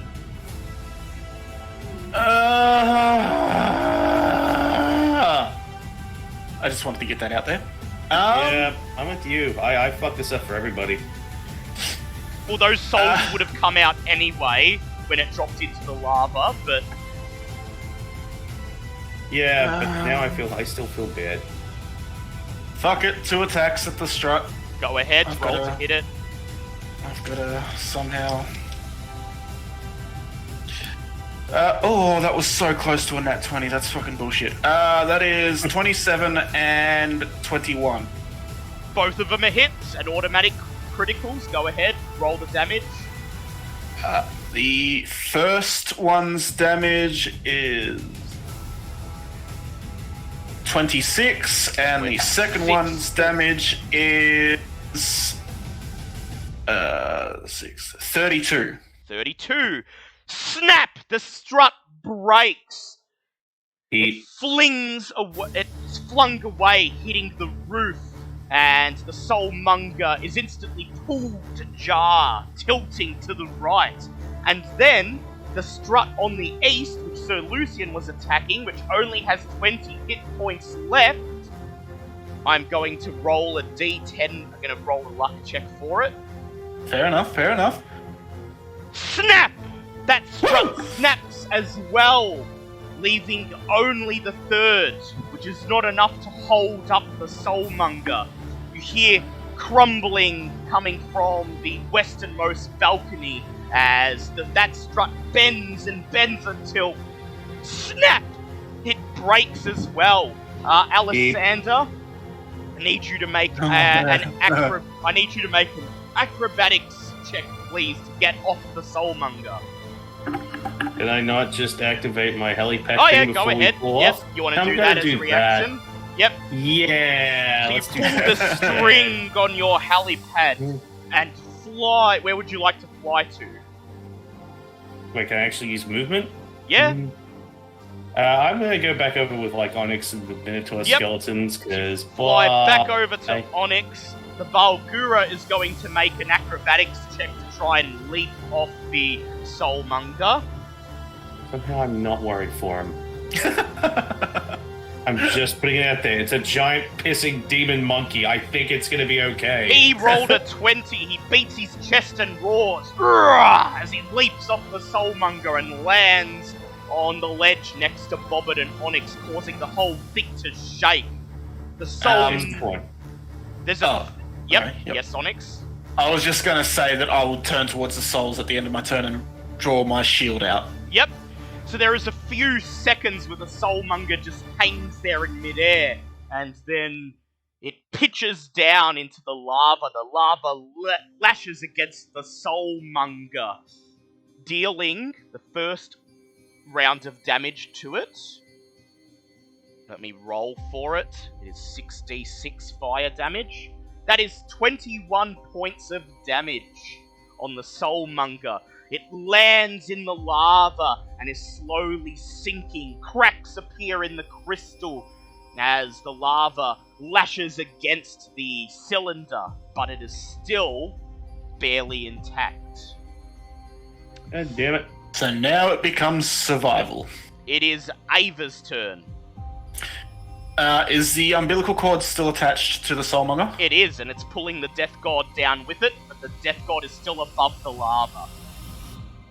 Oh, now the question is, does breaking the umbilical cord kill the death god? Fuck. Or do I let it drag it down? Well, we definitely know for a fact that fire does damage it, so it will take damage if it goes under there. But if I disconnect the umbilical cord, will that kill the death god? Don't know. Or is the umbilical cord just a red herring? Yeah, like everything else that we've dealt with. Because this it's entirely possible. Fucking dungeon. I know, right? Welcome to my world. Wait. Does Ava have any healing that she can give to Zinhorn? That would be great. No, she only has cure wounds, and I don't think she can make it That's a touch. that far. Unfortunately, no, she cannot make it that far. In that case, she's just going to use another 2 void arrows. So it goes down to 15 and then 13, because I've used 4 now. And she's going to attack the souls. Yep. Next to Zinhorn. Yep, go ahead, roll to hit. So her 2 attacks were a 19 and a nat 1.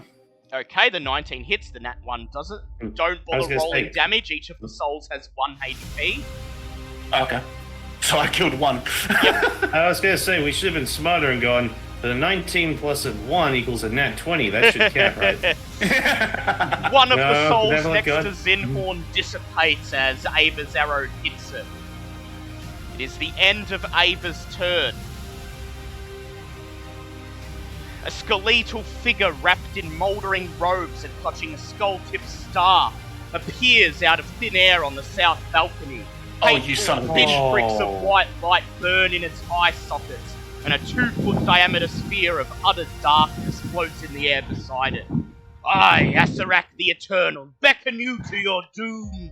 Come, foolish ones, plunder my treasures if you dare. Others have tried, all have failed. From your skin tapestries shall be woven, and your bones will carpet my tomb. Only I am beyond death's reach. Only I know the secret to true immortality. Shouts Acererak, ready Okay, 1, for I get a battle. feeling he's been practicing this shit before he teleported here. 2, so that's how the tapestries were made all the way down here. Huh.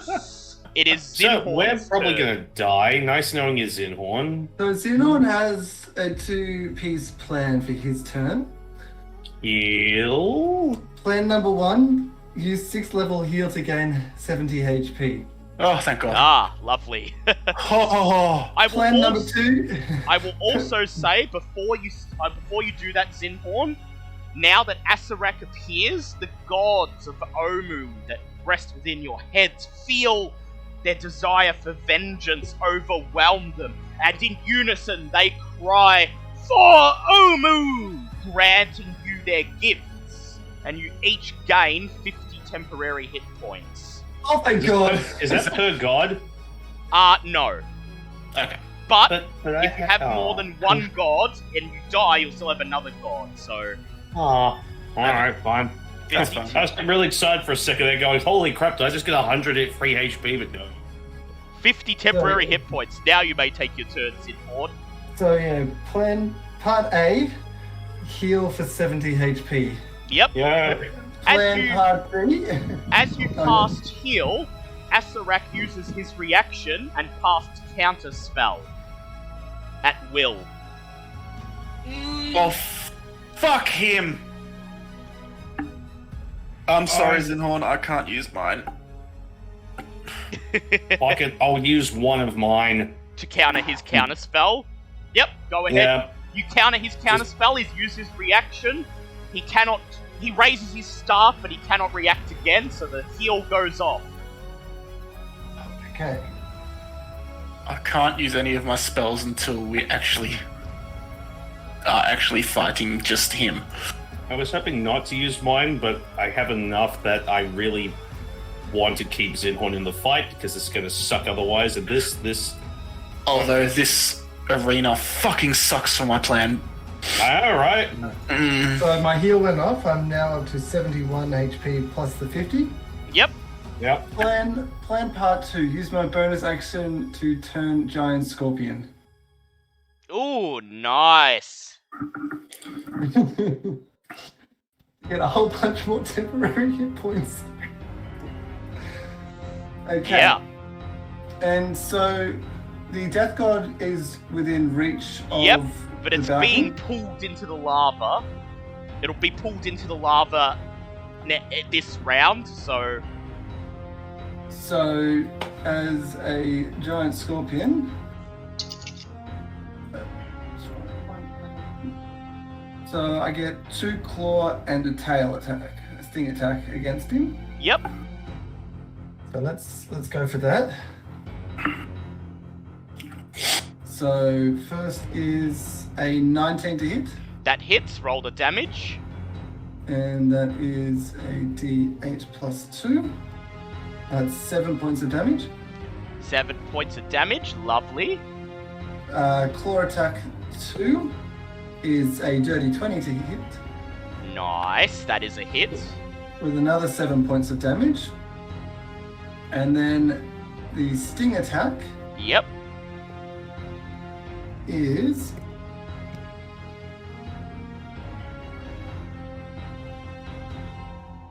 $18 to hit, 18 to hit. That is a hit.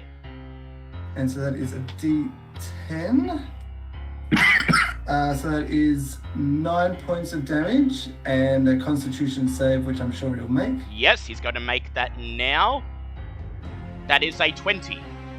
He does succeed, but he does. Does poison damage affect him? No, it doesn't. Oh, then it doesn't matter then. So, at the end of your turn, the Death God, perhaps sensing that his fate is drawing near, uses all of his legendary actions to let out a withering wail again. I need everyone to make a con save. Damn it. Roll Stop for yelling, Sir you Lucian. bastard. Ooh, Sir Lucian failed this time. Fuck's sake! Con save. Oh, fuck, what was the actual save? What was the actual save we had to make? Con, you have to beat that? 20. Well, shit.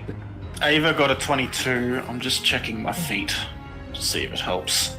I don't think it does, but I'm getting desperate. So how did Zinhorn go? Natural 20 plus 4. Okay, Ah. Alessander, how'd you go? 14. 14, okay. How did This is Ava bad for How did Ava go? Ava got a 22. Yep, so she's fine. Fucking Onyx got a fucking 11. So Onyx, you now have 2 levels of exhaustion. Alessander and Sir Lucian each have 1 level of exhaustion. I got. And Ava still has her level of exhaustion from last round. Balgrua passes, and so do your Oh, good. Minotaur skeletons. Well, good for them, I guess. The Fire Elemental also passes. Hooray! Woo! And then Acererak uses a legendary action. He Please, reaches a skeletal hand to his neck where a talisman bearing a green grinning devil face hangs. He clutches his fingers around the talisman and he directs his Sphere of Annihilation that hovers next to him. 5, 10, 15, please 20, don't. 25, 30, 35, What? 40, 45, 50, 55, 60. Okay, so he can hit everyone He here. can That's move great. it up to 90 feet. Fucking hell! 65, 70, Okay, well, I know who he's aiming 75, for. 80, 85, 90. So I need Zinhorn, Onyx, and Bobbit to please each make dex saves. I have 2 levels of exhaustion. Is that with disadvantage? Yes. That is Now you roll nice, you fucking piece of 16 shit. plus 7, so that is a 23. Okay, Zinhorn, you are fine. You duck out of the way. 19? 16. 16. How much did Bobbit get? 19? 19. Okay, you all managed to duck as the Sphere of Annihilation Oh, thank zooms God. over you. However, your Minotaur skeletons all failed. So Bye, they are taking 4d10 damage. That is 26 each. They're still alive. And I rolled an 18 for the fire elemental. Yep. So the Fire Elemental passed. The Balgura did not. He takes 36 points of damage. He screams as he is annihilated. Yay. Oh, good. Your skeletons Wait. are still up. When you say annihilate, does that mean he's like dead, gone forever? Sent back to the abyss. Aw. Souls 1 to 10 and souls 11 to 19 are also annihilated. Oh, well, that's lovely. That's great. It is now Alisander's turn. Fire elemental get attack on the yes, death god? yes, it does. Go ahead if you'd like it to. Yes, please. I have an idea for 18 to hit with the first one. Yep, that is a hit. Roll your damage. 2d6 is 9 plus 3 is 12 points of damage. 12 points of damage. Lovely. And that is an 19 to hit. 19 to hit. That is a hit. Roll your damage. And that is 14 points of fire damage. 14. Lovely. And ignited. Leaving it with 4 HP remaining. Okay. It is Alisander's turn. Watching my happy demon buddy get completely obliterated, like legitimately annihilated. One friend down. Let's bring out the next one.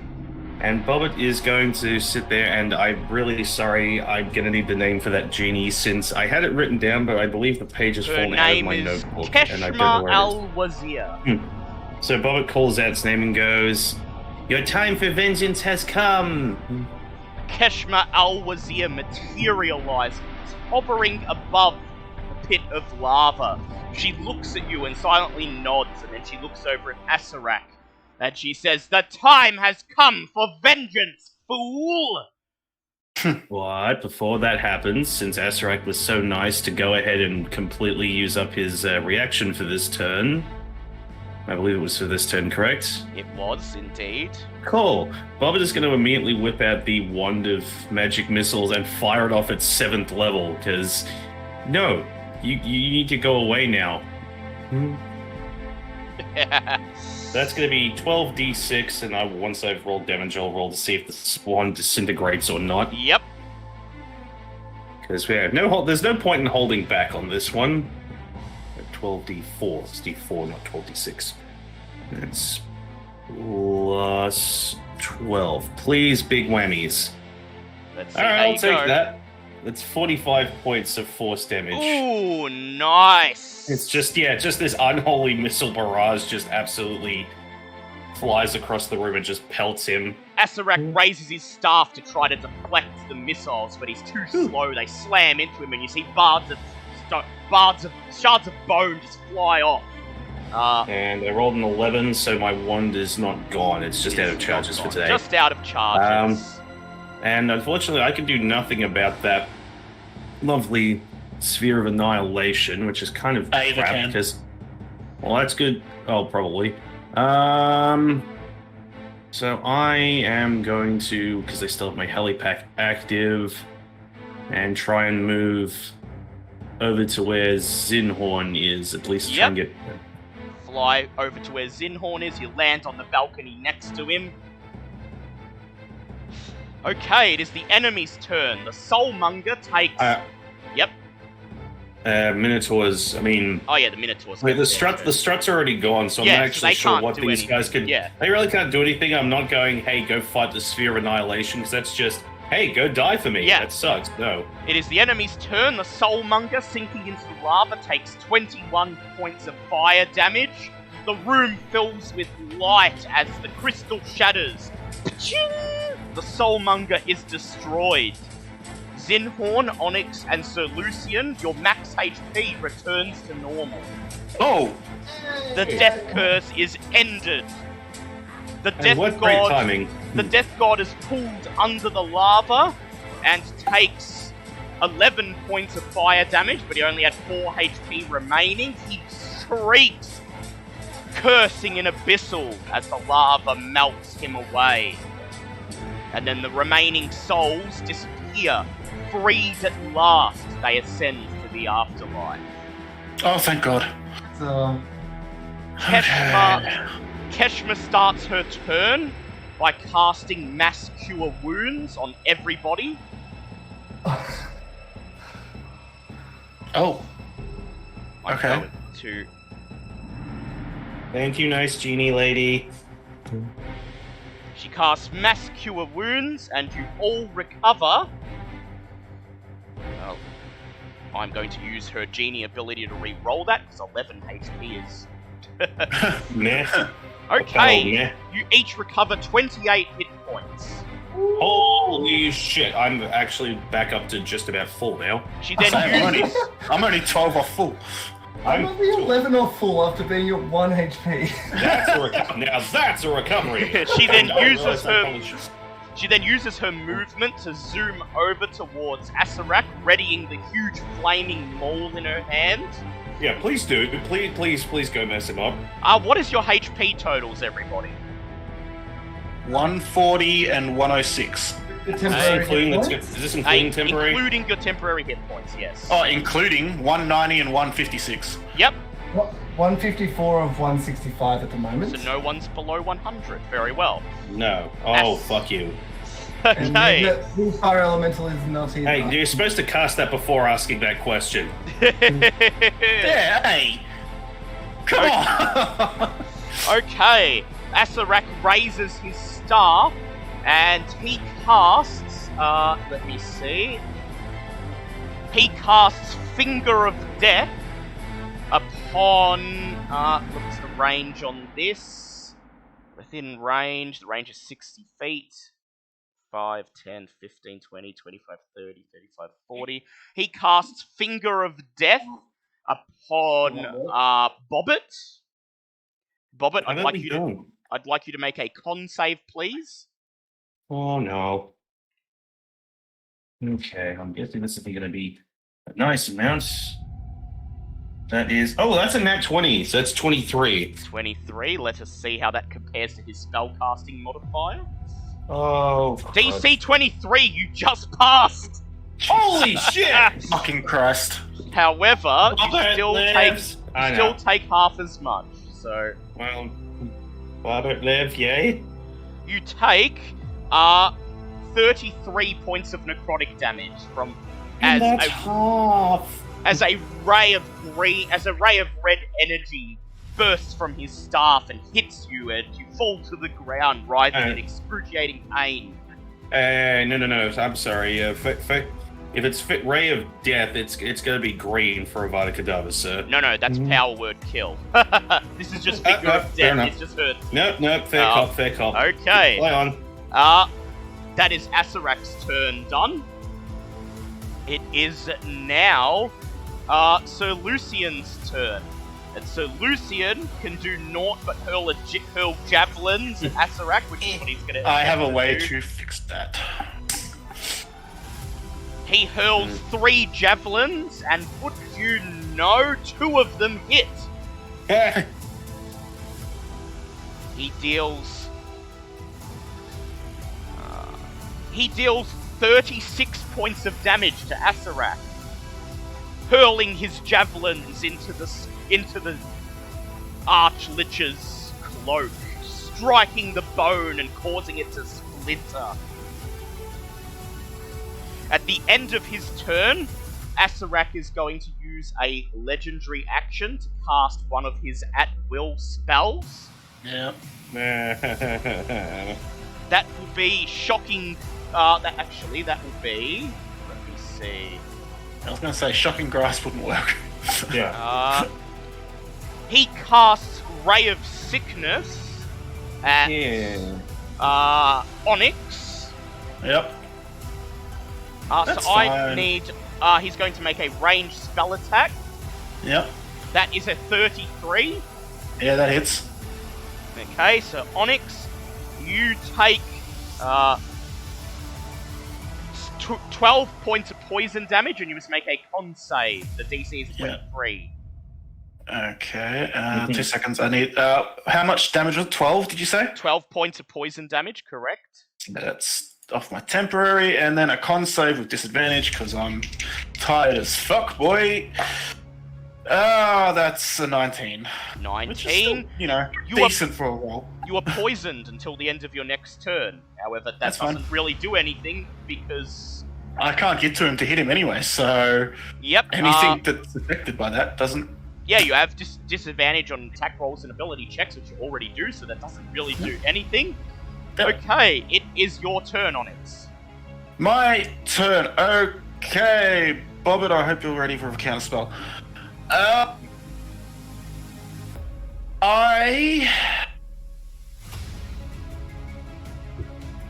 I need Ava to stay as Ava. I'm going to cast Polymorph and twin it using 4 spells. Use the Minotaurs. Oh fuck! Good point. Use a goddamn Minotaur. Yeah, they okay, can't well, do anything. I'm going to cast 1 on Sir Lucian so that he 1 has more actions and 2 has a way to get to Acererak. Yep. And a second one on a skeleton as long as it's willing. It is willing. So I'm gonna under my command, you do what I say, bitch. Let's go. and I'm going to turn them into Dracons. Ooh, nice. So I'll let Dale Yep. look them up so that he knows what they do. Let's have a look. How do you spell them? D-R-A. Dracon, I see. Yes. They're from, I see. They're Yep, they are ton of large beasts, large reptilian beasts. They have That the can dissolving fly. that can fly, lovely, and have And their acid breath. gaze is going to be great. It will be, yes. Okay, that's your turn done. Yeah, actually, and I just pull out my shield and I'm pulling out my shield and holding my spellcasting orb because I can't attack. Yep.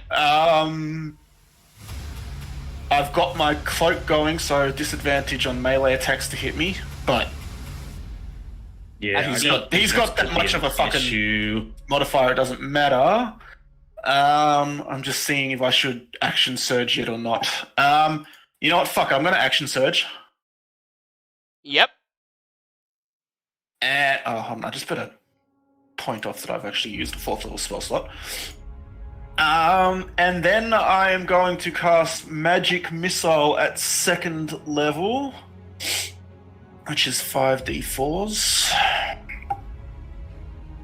at Acererak. Yep. Go ahead, roll the damage. Oh, there goes the dice.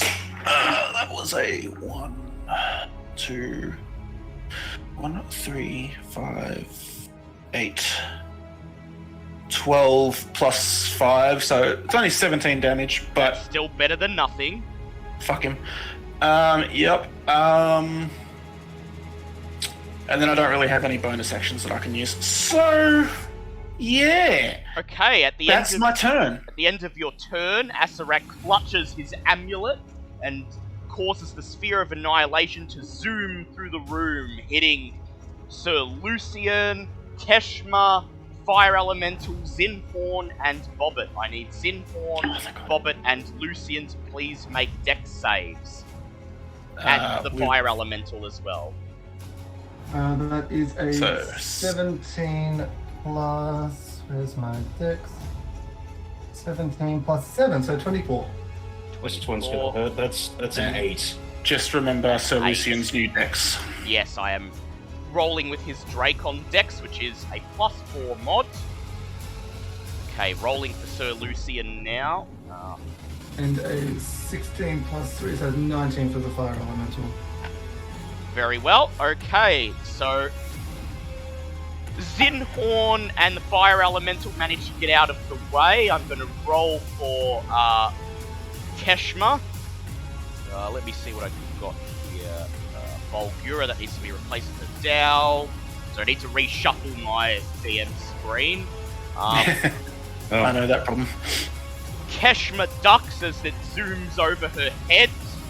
Sir Lucian rolls. Sir Lucian fails with a nat 1. His entire dex save is 5. So, of course. Bump his dex and he fucks up. so Sir Lucian and Bobbit each take 24 points of force damage. It is now Ava's turn. So Ava can see Acererak from where she is. She sure can. She would like to cast Dispel Magic on his necklace. Oh, okay. Acererak is going to cast Counterspell using his reaction. No. Onyx is he's going to use not. Counterspell. Oh, actually, yeah, you burn yours. I'll keep mine. Yep. Good time. Alright. The amulet breaks. Ching! It falls to the ground and the sphere of annihilation disappears. Oh, thank God. That's her turn. Acererak raises his staff and he says, "You shall pay!" It is Zinhorn's turn. So Zinhorn is going to come out of scorpion form. Yep. And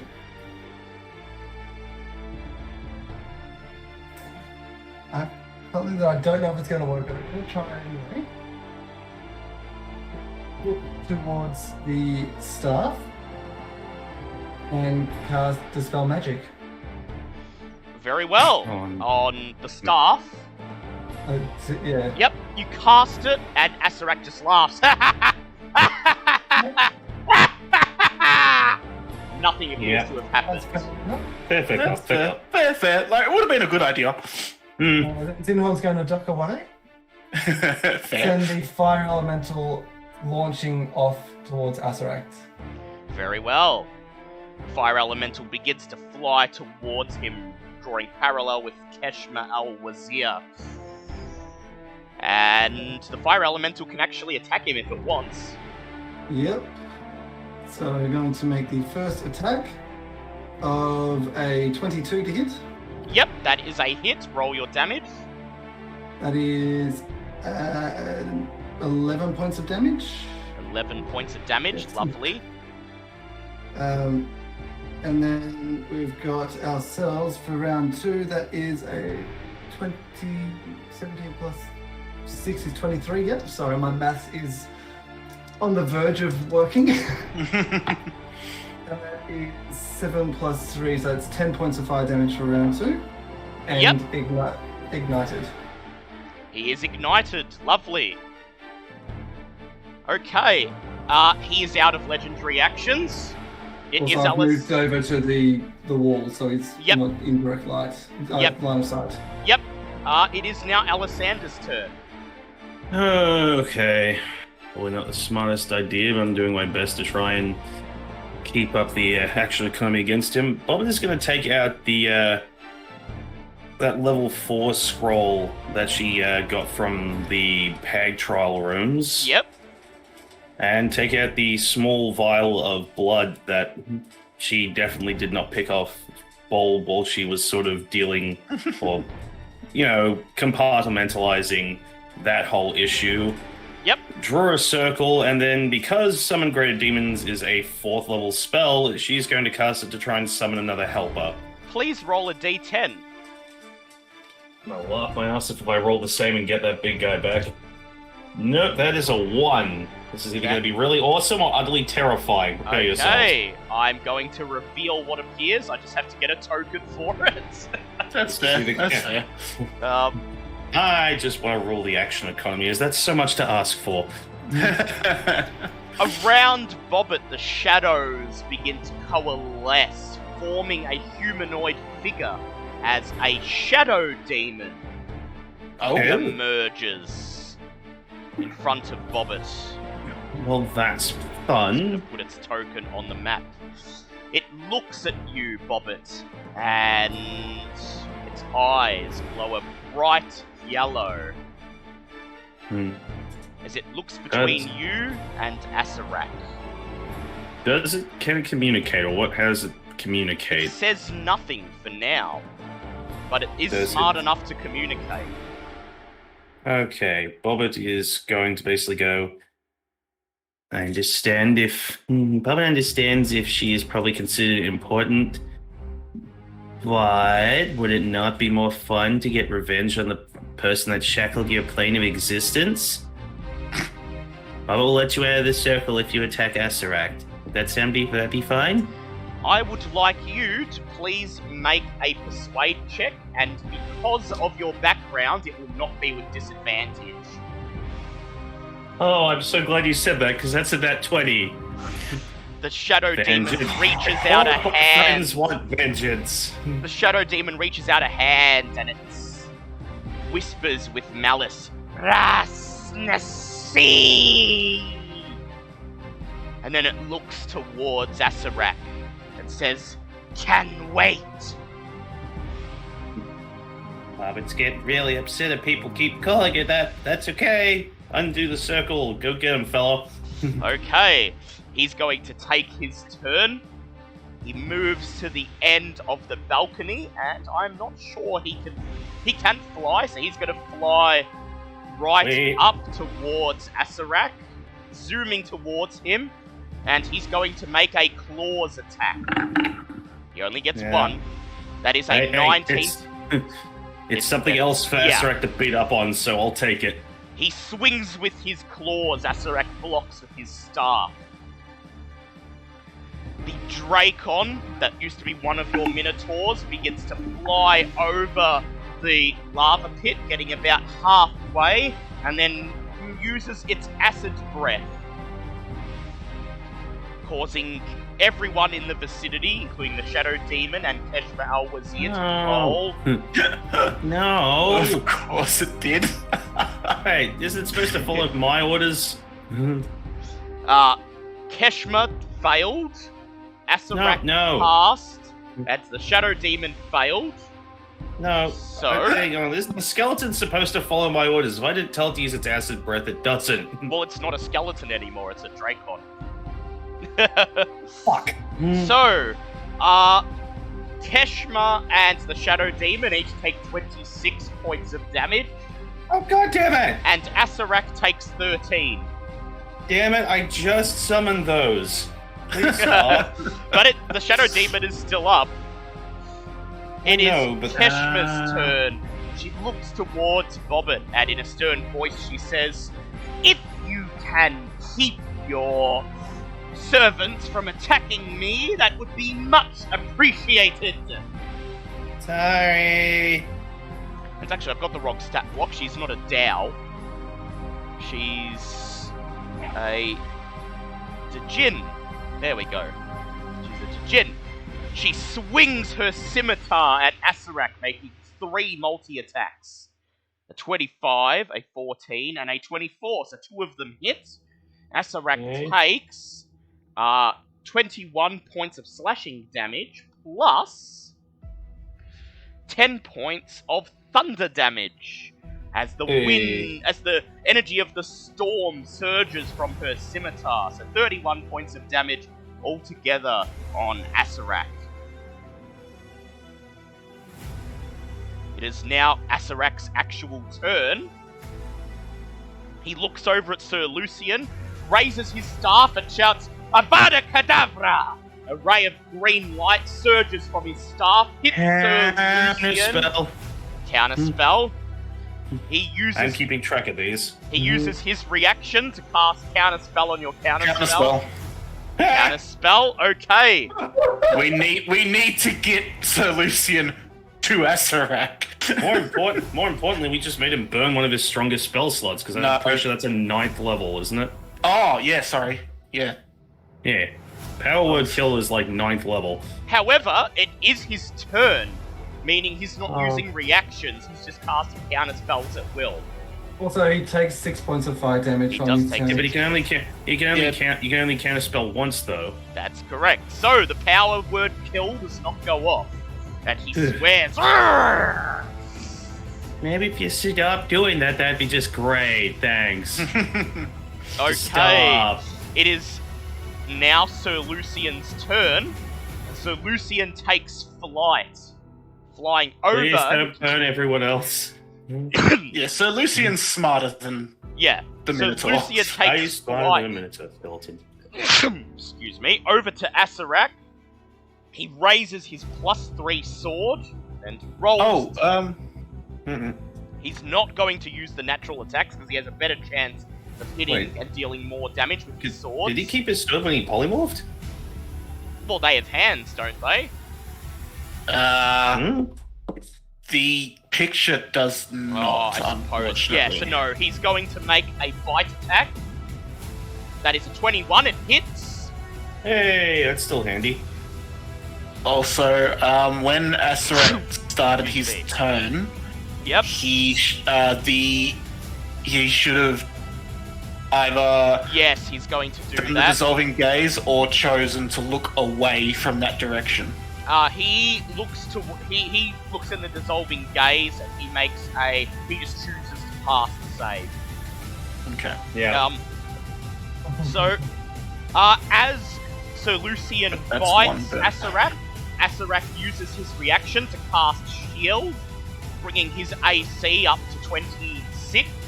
No, he used his reaction to cast counterspell though, so he can't do Oh, that. yeah. Oh wait, yeah, because he doesn't get a new reaction until his next turn. So yeah, no, that's fine. Ah, Stop it! So he takes 8 points of damage plus Yeah. 9 points of acid damage, 17 points of damage altogether. Yeah. So that is... So Lucian then goes in for his tail attack. That is a 13. Unfortunately, he does not hit. At the end of his turn, Acererak uses as a legendary action his Disrupt Life ability. He taps his staff on the floor, and every creature that opposes him needs to make a DC 20 con save, please. Oh, shit. I'll be rolling for Sir That'd be Lucian. literally everybody. Come on. Sir Lucian has failed. Oh, I got 18. Onyx got a 17. Keshma has failed. Ava got a 19. The Fire Elemental has failed. Jesus Christ. Did anyone actually pass? The Minotaur skeleton that is a Dracon passed. The others all failed. I cast the 18 plus 4, so 22. So Zinhorn is the only one who passes. So everyone who is not Zinhorn takes 88 points of necrotic damage. Zinhorn takes 4. What? So that Dracon is still up. All the other Minotaur skeletons crumble to dust. The Fire Elemental dissipates. Fire elementals have like 100. Oh, well, it's still up. I'll put it back. Sorry, I thought they had like 80, so yeah, it's still up. According to this thing, it's 102 HP. Yeah, no, is you're the correct. average. You're correct. That hurt. That hurt a lot. So I don't care. Sir Lucian's now standing right next to Acererak as Sir Lucian. Yeah, Oh, shit. he is. Well, Keshma is fuck. up. The Shadow... Oh, I forgot to roll for the Shadow Demon. It passed. It takes 44 damage. It is still up. I don't think I can make a DC 24 Constitution save. So, actually, no, you know what? 24, I might actually be able to. Wait, did you say 44? No, 20. Yeah, no. No, as in like A concentration save, sorry. Oh, yes, Demon. yeah. So, Dracon Yeah. NPC falls The into Dracon Why? Who's turns dead? back into a Minotaur skeleton and immediately tumbles into the lava. Yeah. Unfortunately. he gets So- his Terminator. He gets a Terminator 2 ending, just the thumb Yep, up as he goes thumb under. up. And Sir Lucian is back in his base form. Shit. Okay, it is now Onyx's turn. It's his turn, you say. Yes. He's going to use Polymorph again. Yep. Who And he's going to polymorph Sir Lucian into a half-red dragon Tyrannosaurus Rex. Ah, lovely. Hey, what? What now? So A Lucian half-red roars. dragon Tyrannosaurus Rex. Yeah, alright, let's freaking go! Because I don't think a Mosasaurus is going to fit on that ledge. Nope. Probably not. So Lucian grows into a half-red dragon T-Rex, and he just roars at Acererak. So yeah, you can find the stat block for that. At the end of your turn, Yeah. Acererak casts Dispel Magic on Sir Lucian, ending the Ah! polymorph. Oh, I still have one more reaction. Counterspell. You counterspell it, okay. So Lucian remains a T-Rex. dick! Up here, dick ass rack! It is now Ava's turn. Oh, fucking hell. Stop it. Shit, let me look at... Oh, I forgot to take off Ava's health. Hold on. So 88. So it's 50, so 30, so that becomes 76.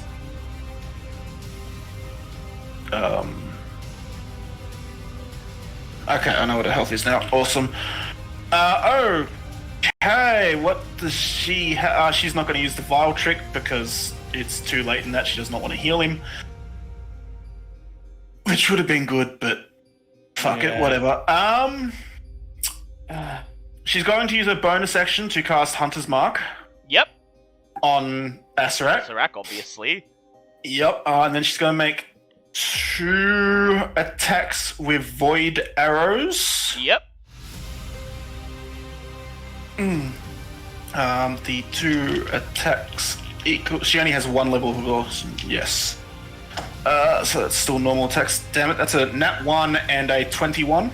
Nat 1 and a 21, lovely. Both the 21 hit. Yep. Okay, so that becomes. She's going to activate her favored foe because she hit him. Yep. Which I think is a free action. Yep.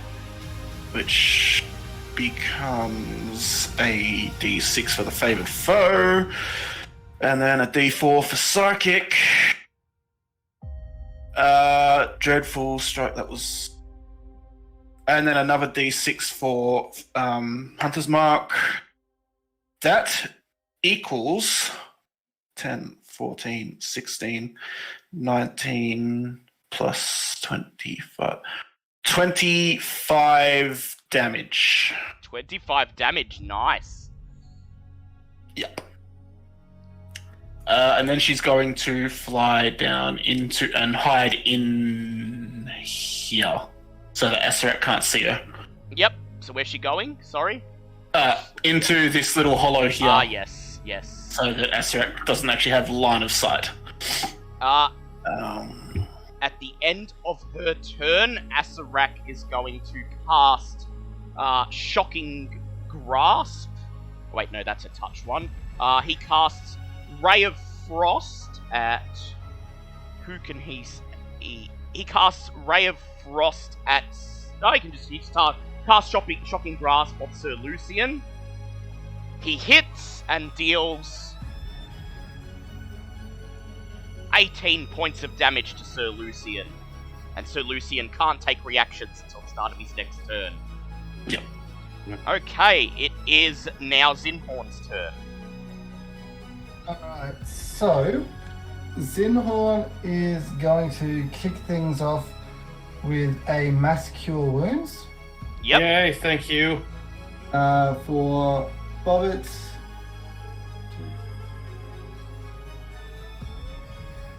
Can you get to where Solution is within 30 feet? Yes, but you'll have to make an acrobatics check.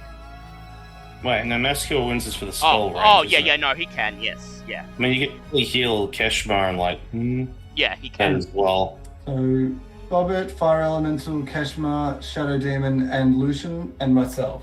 That's Yep. 6. Yep. And it is 3d8. So that's 6, and 6 is 12, and 4 is 16, plus 5 is 21 points of healing Yep. to those 6. Hey. Okay. Yep, that's definitely gonna help. Okay, it is now Alisander's turn. And then the Fire Elemental. Oh yeah, go ahead with your fire elemental. Yeah, don't let me. Keep forgetting him. 17. 17, yep. That That is hits. not a hit, unfortunately. Acererak blocks it with his staff. Yep, so then the second one is a 22. 22, that is a hit. And that is a. That is 2 plus 3, so that is 5 points of damage. Gotta love Snake Eyes. Gotta love those Snake Eyes. Yeah. You've now brought They him down always to beat half HP. Ah! Oh, easy. Okay, it is now Alisander's turn. Okay, well, I'm going to start my turn by using my Pearl of Power to regain a spell slot as an action, Yep. because I'm going to need those. And as far as movement's concerned, We left the phylactery back in the hag room, right? I think I could make it there with 60 feet of movement thanks to fly. You can, yes. So you zoom over. You zoom over the lava pit and up the stairs, grabbing the phylactery where you left it. Yeah, this guy's gonna try and kill me. I'm gonna fuck him up on the way out. We shall Have see. fun, Shadow Demon. Okay. It is now the NPC's turn. The Shadow Demon makes a claws attack on Acererak, and it hits. Yay. Dealing 5 points of damage. Alright. Keshma raises her scimitar and shouts something in a primordial language, summoning an air elemental. Oh, okay. Oh, what does she say in Primordial? Because I can understand that. Her voice, similar to the blowing of wind, blows through the room, and she shouts, "Winds, come to me! Defend my honor!" And the winds coalesce into an air elemental. Very nice. That air elemental then takes its turn. It's going to attempt to catch Acererak. Well, actually, no, because it would affect Sir Lucian and the Shadow Demon. It's not going to make a whirlwind. Zooms up behind Acererak and just attacks him with 2 slam attacks. Both of them, unfortunately, missing as he ducks. Isn't he technically flanked because of the Shadow Demon? Oh yeah, he is. So we'll roll again. Yeah, get him. And both of them, both of them hit this time. Takes Yay. 16 points of bludgeoning damage. This fight's hard enough without you trying to screw us over, man. Give us Well, a I actually sympathise with him. There's a lot to remember. Yeah, at the there is. moment. This is I do. possibly the That's what I'm hardest. here for. This is possibly the hardest fight that I've ever DM'd. So, Well, you're doing a great Yeah. job, but that's not going to stop me from yelling. Okay, so how many I love NPCs do you currently have? 1, 2, 3, 4 NPCs. plus Yeah. Acererak. Plus Acererak, so that's 5. And Then you've got a Sir Lucian. modified Sir Lucian. Yeah. There's a lot going on. I respect that. Acererak slams his staff on the ground and he casts Time Stop. Oh, fuck. I And don't have any counter spells. he has I stopped do, but time then he for has- 5 rounds. Anyone want to counter it? Oh, no. I can't. I'm more than 60 feet away from him at this point. Alright. So he stops time for 5 rounds. Well, And shit. while This is time where we is die. stopped, he reaches into his coat and he pulls out 3 pearls of power, and he just crushes them in his fingers, restoring his 9th level spell slots, and we're fucked. also his 7th level spell slot. He then picks up the talisman that's lying on the ground, and for the rest of the time remaining, jabs it with the edge of his staff several times, little bits of magic flying from the edge of the staff into the talisman, and he repairs it, Oh, shit. summoning the Sphere of Annihilation once again Well, fuck. into the room. Then, to end the time stop, he looks towards Sir Lucian and he casts Maze. I'm sorry, Time- that's what? Maze. Time immediately resumes Ah. once again, so Lucian disappears, being banished into a labyrinthine demi-plane for the next 10 minutes. He will remain for the duration of the Fuck. spell or until he can solve the maze. Well, fuck. It is now it is now Sir Lucian's turn. He's going to attempt to make a DC 20 int save to solve the maze. He got a 3. Oh. Well, shit, he's gone. Fucking time fact- stop, man. I'm sorry. There we go. It is at the end of Sir Lucian's turn. Acererak is once again going to slam his staff on the floor and use Disrupt Life.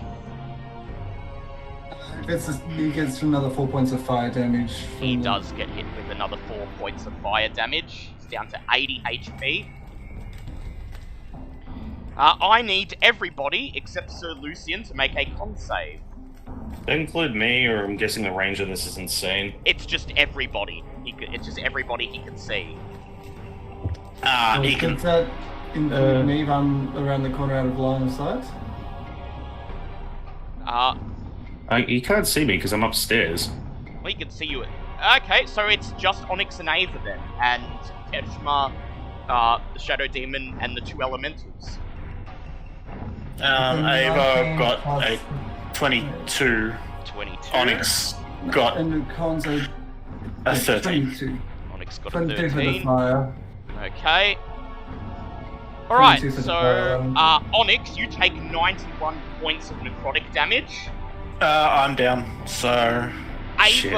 Ava takes 40. The air elemental passes, it takes 40. Keshma takes the full 91, but she is somehow still up. What the hell? Did the fire elemental pass? Got a 22. So it passed, so it takes 40. I think it's gone, actually. Yeah, the fire elemental dissipates. The shadow This is demon laughs as he disintegrates, and as he disappears, you just hear him shout, "Russ! Mercy!" Sorry, wrong. New soul, who this? So, yep, so Onyx is down. It is now Onyx's turn. Please make another death save. Yes. Oh, I need to make 2 because I went down. Yes. Yeah. First one was a pass, second one was a fail. Okay. At the end of Onyx's turn, Acererak's going to use his final legendary action to cast Ray of Frost at Onyx. Oh, Right. fuck you. So that's gonna be an insta. That's 2 fails, that's dead. Well, he's going to hit Wait. him first. Yeah, I was gonna say, wait. Yeah. I'm sure You you know, can beat an This 18. is Wait, is it- Acererak. I'm pointing out that he would do this. No, I yeah, know, yeah. I know. But wouldn't there only be one fail if you get hit, though? No, when you get No, hit, get hit. it's 2 fails. Oh, That is fuck, a well, non-nat just- 31. Yeah, so... Yeah, Yep. yeah. So You know, Acererak, because he was definitely not going to beat an 18. yep. I So left Onyx the room. is dead. I fucking Yeah, I don't know left why two you left people. the room. So one of my gods is gone. Oh yeah, one of your gods is gone, and Onyx is back on 1 HP. Let me just get his token back. I forgot that he had the god. Yeah, he I'll has bring it one back. god left. Yep. Oh, which god dies, actually, because that's going to affect... You get to pick which one. Shigambi. So I no longer have the Shigambi. extra attack ability. Alright, where is Onyx's token? Why did I remove it? I forgot he has 2 gods. I think it's Sir Lucian. I've got him right here. Yeah, put him back, please. So he comes back with 1 HP and then gains 50 temporary hit points from his second god. Do I have exhaustion anymore because I died? No, he'd be your back to exhaustion normal. is gone. Oh, You're back okay. to normal. You're on 51 HP, including your temporary HP.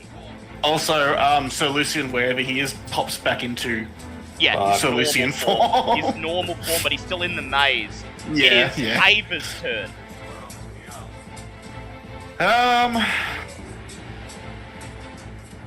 I know he has reactions, but she's gonna step out and cast the spell magic on the necklace.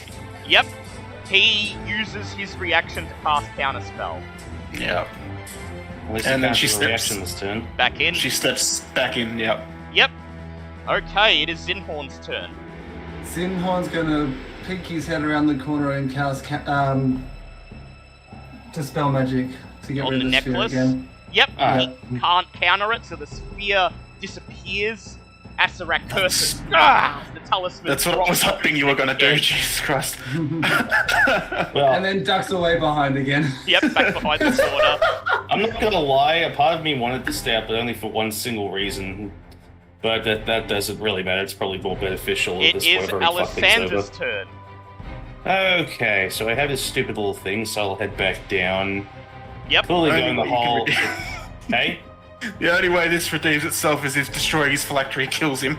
Well, I was hoping to actually throw the damn thing into the sphere of disintegration, but Again, it's probably more beneficial if it's Acererak gone. notices you holding his phylactery, and as soon as you enter the room, he turns, and all his attention is faced on you, but he says nothing. So, He doesn't have a how reaction. to do this? Doesn't have a reaction. Nope. I want to say, is there a way I could roll to see if I know how to destroy this, but I feel like that's going to take And my make an turn. Arcana check. It will take your turn. Wait, no. Sorry, the weird target thing only works for attacks, so it doesn't let me do 2 things per turn. I don't know if this is how you run it, Gale, Yeah. but I have read somewhere, and I don't know whether it was raw or just someone's homebrew, but when you cast Identify, it lets you know how to destroy an item. Ah, so it's... I don't know if that's raw or not, though. I don't think... Okay, we'll say... 'Cause Yeah, it tells you everything about the item, so... That said... Look, if you don't want to run it that way, that's fine. That I said, just that read it it somewhere. is Acerek's phylactery, Hmm. so the Identify revealed everything it's going to reveal. Okay. Would the act of, and this is really fucking reaching here, the act of creating a phylactery, would that be considered a curse? No. Shit. Well, that goes that plan. Do you want to just hurl it in the lava? You do suspect that, like, the identification didn't tell you exactly how to destroy it, but you do suspect it can be damaged like any other thing. So, yeah, Bobbitt's gonna be holding the thing in one hand and just yell out at Acererak going, "You get exactly 1 chance to leave this plane forever or face losing a piece of yourself." Please... What do you say? Please make a persuade check at disadvantage. That's not surprising me. Either way, Bobbitt's done with this shit and wants this to end one way or another. Okay, come on, big whammies. Please, please, my best stat. I hate disadvantage. It seems like a nat 20 pops up every time you mention disadvantage, but that is a 21 regardless. 21, the DC was 25. Acererak just shrugs, and he says, "Go ahead. I have all of time. I can make another one, whether it be 10 years, 20 years, or 100. One day I will be back." But it won't be today, and just throws it into the lava. You hurl the phylactery into the lava, it lands, and flames engulf it, burning it away immediately. You see the shard of Acerek's husk, the shard of Acerek's soul escaping from the phylactery, turning into a faint mist that dissipates over the lava. The sound of it dissipating, the sound of the lava boiling, mixing with Acerek's laughter.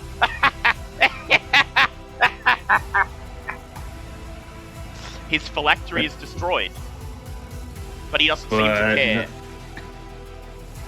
Well, that's rude. Is there anything else I can do with my turn, or that's pretty much going to be it, isn't it? That's it, but he won't regenerate, so... Oh, yay, great, but he is still going to fucking destroy us. It is Acerek's turn. He points his finger at Onyx and casts Power Word Kill. No, he's not. You're gonna counterspell that. Fuck you. He's gonna counterspell your counterspell with his own reaction. Onyx. Please tell me I you don't have have another any one. spell slots left. Yep. You don't have any left. I don't have any 3rd or 4th. I've used 4 counter spells and a polymorph. And nobody else has counterspell. No one else is an arcane caster. Well, then Avada Kedavra! Shouts Acerak. A beam of green light hits Onyx. He falls to the ground again. And the final with 1 hit point. Yep, the final god within his head dissipates. He's back. Runs back to his feet with 1 hit point.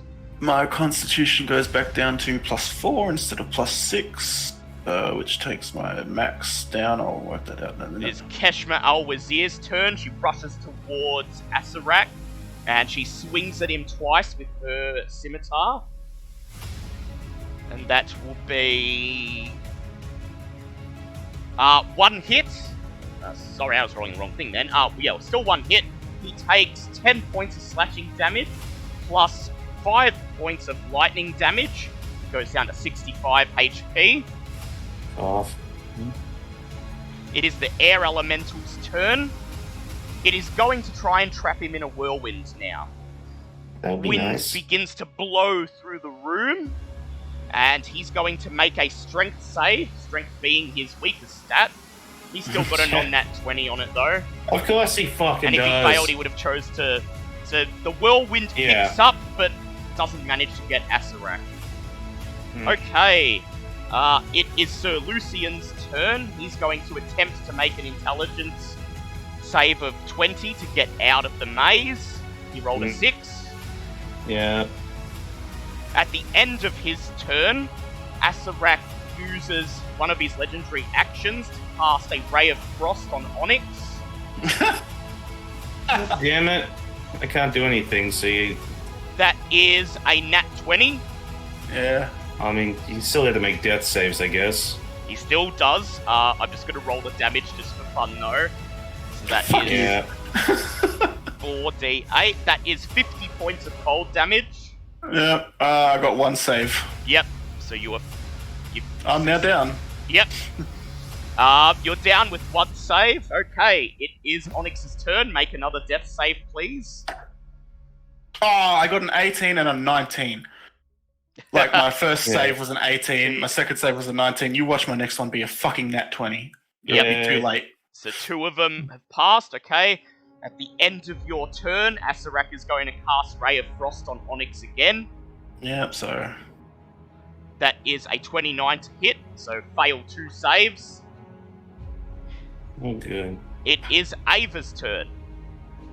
Ava is gonna pop out and shoot him with 2 void arrows again.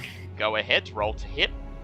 I just need to mark off the 2 void arrows.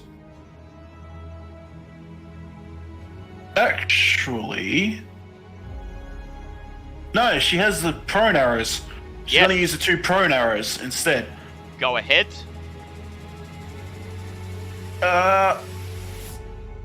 Fucking Christ. I'm gonna use 2 inspiration points to re-roll both of those, because Yep. both of those were 2s. Yep, so what did you get now?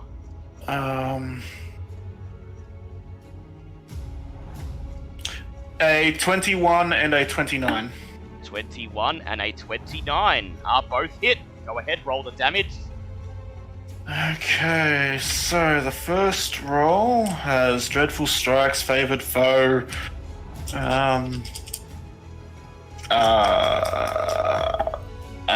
The spell that I used, I've forgotten what it's called. So that damage is 1, 4, 6, 10, 16. So the first attack is 16, and then he has to... How do the knockback arrows work? He's just going to make a strength save. Yeah. He rolled an 11. He's going to choose to pass that instead. Is that his third legendary resistance? No, that was his second. Yeah. Because I used it. I made him use one, Zinhorn's made him use one, and then there was that one. Well, you didn't make him use one. He just passed that one himself. Oh, okay. Yeah. Okay, so the second one... does a spell attack go off every time, or was it just the first attack of the... Just the first, I believe. Hunter's Mark? Okay. So the second one's just going to be plain damage, which was a 1, of course. So 7 damage, and then he has to make a strength save again. 7 damage, okay. And he's going to make a strength save. And this time he got a 18. Okay, I'm guessing that's not against hers, it's against this... Yeah, just against the Yeah. arrow. Because it's Yeah, a so common he item. passed. Yeah, he passes that one. Yep, at the end And then of... she goes back into in. the... At the end of his turn, he casts Ray of Frost on Onyx. And here we go. You want me to save you or just leave it? Up to you. That's a nat No. 20. That's a nat 20. Yeah, Onyx is dead. Onyx is dead. Dead. Acererak just laughs. And there you go, I have already got the murder for a new phylactery. Yeah.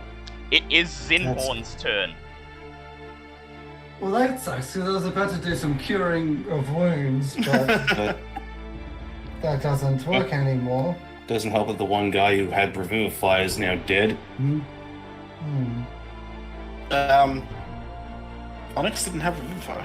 You know, Revivify? I thought you did. No, I'm not even thinking of Bulb. Yeah, Bulb had it. Bulb's Onyx got it. doesn't. Sorry. Onyx is sorcerer. My bad. Save this Yeah, he shit. just keeps shooting rays of frost until he blasts Onyx's corpse into just icy pulp with icicles hanging off the bits of meat. Just laughing the whole time. I mean, I'll still take healing if you're going to throw out some healing.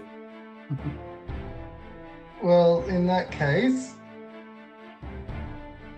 if I'm on the corner closest to Bulb, how far away is that? This I'm is right back. I mean, Five, not Bulb, ten, but Bobbit.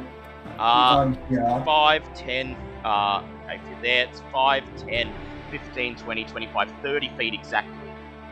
Okay. And I'm still 30 feet within Keshmar. Yes, you are. And I don't know about the air elemental, but I'm going to do another round of mass cure wound. Yep. Myself, Kashmir, Bobbit, and if I can, the air elemental. Yep. Okay, go ahead and roll. 3d8. That's 3, so that's 9 plus 5 is 14. 14 is still better than nothing. Acererak has no more legendary actions, so he can't do anything after you end your turn. Which makes it Alisander's turn. Okay. Can I, before I end, can I Yep. jump back into the You little can, yep. alcove? You run back Isn't and there- hide behind the wall. And Air Elemental before I go. No, Air Elemental goes on Keshmir's turn. It's not my air Oh, that's right. elemental. Sorry. Yeah. Sorry. Well, again, force of habit. It's an elemental, I think. Okay. I am going to take one of my potions of supreme healing. Yep, I have 2. yep. I'd like you to roll a D100 for me, please. Yeah, I know. I knew this was coming. This is the day where I either save myself or get fucking destroyed. 11. 11. You drank the actual potion. So go Oh, thank ahead God. and How much is roll that? your health. So a How much was that? potion I of wrote that supreme down. healing will be I wrote that somewhere. My that inventory will be sheet. 10d4 plus 20. As you Yeah. drink the glimmering red liquid. 10d4. No, okay, we're just gonna go that plus 20. So 52. 52, better than nothing. Yeah, Okay, it does. It brings me back over the instant kill margin. it is Okay. Acerak's turn. Acerak, No, isn't yep. a potion Oh, yeah, no, bonus bonus action? Go ahead, take your turn.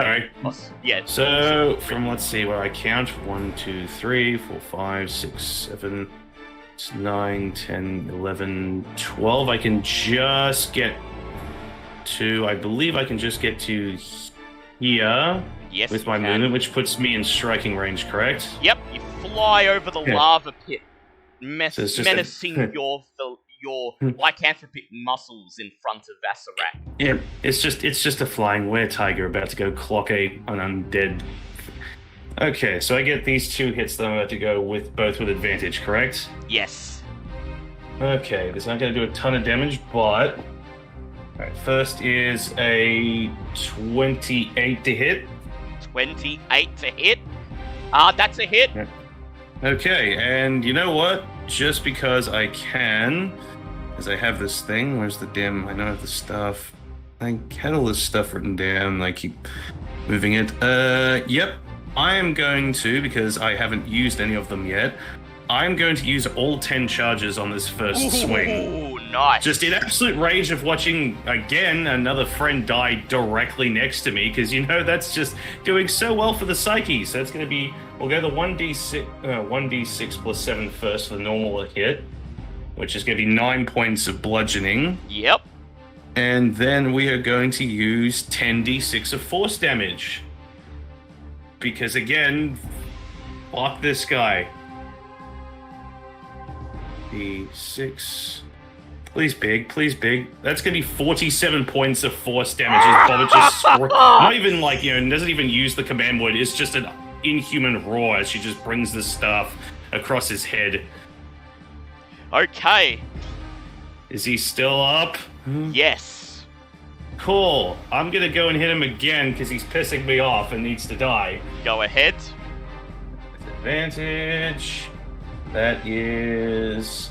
I'm going to assume a 29 hits. It does. Okay, if you could be so kind to roll something a little higher than like a 1 this time. That's going to be another 9 points of bludgeoning damage as she absolutely smacks him again. Ooh. You smack him, he falls to his knees, his bones cracking, and then he looks up at you, his eyes glowing red with hate, and somehow climbs to his feet. He has 5 HP remaining. Oh, get fucked! Is it his turn? It is now his turn. 7 points of fire damage. I did actually forget to mention in the time stop that he put the fire out, so I haven't been adding it to his damage. Damn it! But Well, this sucks. he starts his turn by pointing his staff at Teshma and casting Power Word Kill. Counter spell. Counter spell. He's going to use his reaction to cast counter spell. Why do I keep doing that? That was my last spell slot, so... Teshma fuck. screams as the beam of green light hits her. She falls limp and her body sinks down into the lava. And the God air elemental damn. disappears. I'm saying this both in character and out of character. Why the hell can't I save anyone? It is Sir Lucian's turn. Yeah, well, he's... Yep. He's going to attempt an int save. Did Ava take any damage while I was gone? Ava did not. Okay. No, but Acererak did. Awesome. Sir Lucian rolled a nat 20. What? He You're passed. kidding me. He rolled a nat 20. He's back. Sir Lucian steps out of thin air right No. next to Acererak. He No. raises his sword. He sees Acererak No. sitting there on his knees. You see Sir Lucian smile, and then he says, "This is for the death curse.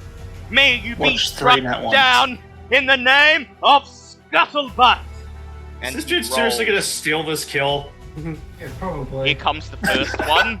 Come on, baby. Just fucking do it. This is Nat such 1. a him thing to do. Nat 1 on the first one as he steps towards Acererak, and Does he have see any his inspirations? you see his right foot slip, and Bobbit, you look down, you see a banana peel there. So Lucian manages to stand firm, he doesn't trip over, but his blade is just short of where he needs it to be. He raises it and goes in again. Another D20. That is 3 plus 11. That is a 14. Oh, that is damn not it, enough to hit please. Acererak. My God. Please, just hit him. He Does he squares. have any inspirations? He does, but I'm saving that. He For what? squares for this roll. He squares his shoulders, raises his sword, and goes in again. Nat 20. This kill-stealing motherfucker in one turn has just done all the Seleucian things he could have possibly done. So Nat that is- 1, yeah. Just That fucking... is 38 points of damage on Acererak. Sir Lucian Scuttlebutt steps forwards, raises his sword, and his eyes burning with triumph, brings it down, shattering Acerek's skull into dust. A bright light sweeps through the room from Acerek's staff, engulfing all of you as Acererak screams his death cry, and his body crumbles into dust. You're engulfed by the light, can no longer see. A rushing sound fills your ears. And then, allow me to get some appropriate music, because you will probably want some appropriate music. I don't know how I feel about Sir Lucian, of all people, just coming in out of nothingness, slipping on a banana peel, and then murdering Acererak. The light subsides. Acererak has been defeated, and you are standing in the jungles outside of Omu, teleported to the entrance What? of the What? Tomb of the Nine Gods. Oh god, my stuff! Acererak's last dying act to expel you all from his tomb, his final trick. I would like everybody to please make charisma saves. Okay, what All my is... stuff was still. I had so much stuff still in there. God damn it. Well- I've got a 7. 8. Non-nat 20. On that 20. These metal dice are getting retired, I think. I need to buy a new set. Therefore, Roll for Lucian. all of my stuff. What did you do? 16. Hey, What did you do to not have all your stuff? remember that lovely thing we were in the staff room and I like emptied a shit ton of my stuff out? Oh, right. Don't worry, That's don't worry.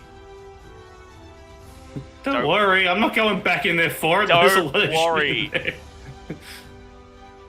Don't worry, I've got it sorted. So Yeah. well, how did you do on your charisma save? Mine. Yeah. Non-nat 20. Okay, so that is a group pass. As you Okay. climb to your feet, surveying the jungle around you, you hear the voices of the remaining gods in your heads. Each of them says thank you, and then you feel them depart. The magic items that the gods allowed you to attune with, perhaps as a parting gift, one last thank you, combined force of your personalities, your individual Oh. willpower, remain intact. Oh. Then, Oh, interesting. the final gift from the gods. You hear them, you hear their voices in the wind, whispering through the tree branches, through the leaves, through the grass, whispering, thank you, now we can rest. There is a flash of light. A small crack in the air appears in front of you, and expelled from it are Bobbit's belongings. They tumble Yeah. out of the vortex and land at your feet. It's just a pile of junk. I'm guessing the items on Onyx, though, don't come out. No, they do not, unfortunately.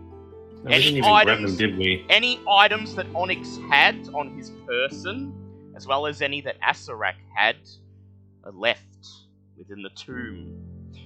As you turn around and see the stone door sealed once again, the puzzle pieces required to open it having teleported once again to the Omuan shrines. Those treasures will remain on the bottom level, perhaps to entice future generations of adventurers to try their luck, just as you did Sorry, in the Onyx. Tomb of the Nine Gods. Whereas you return to Omu, you find a pleasing sight. The Yuan Ti, all of them gathered in the city, waiting to meet you. They hail you as heroes, inviting you into their palace where they hold a great feast in your honor. At the end of it, Alessander is honored as the hero who restored the Yuan Ti to their former glory. The black opal crown is exchanged in a grandiose ceremony. The next morning, you square your shoulders for the long journey back through the jungles of Cholt, back to Port Nianzaru. And then a great shadow blocks out the sun and falls over Omu. You look up into the sky to see what horror awaits you now. and see the airship, the Star Goddess, its propellers spinning, sailing, hovering over Omu. Standing at the helm, Captain Thessalander Bravewing, waving to you. You are taken back to Port Nianzaru, aboard the airship, and despite the great distance you have travelled, it appears news travels fast in Cholt.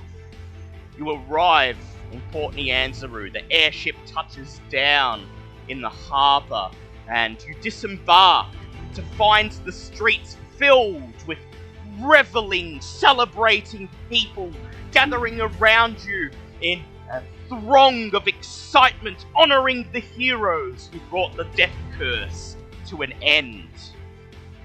The entire city is already in the midst of great celebration. They hold you all above them, heroes of Cholt, heroes of Port Nyanzaru, the merchant princes, sponsor 10 days of non-stop feasting, partying, and revelling. All of this is held in your honour.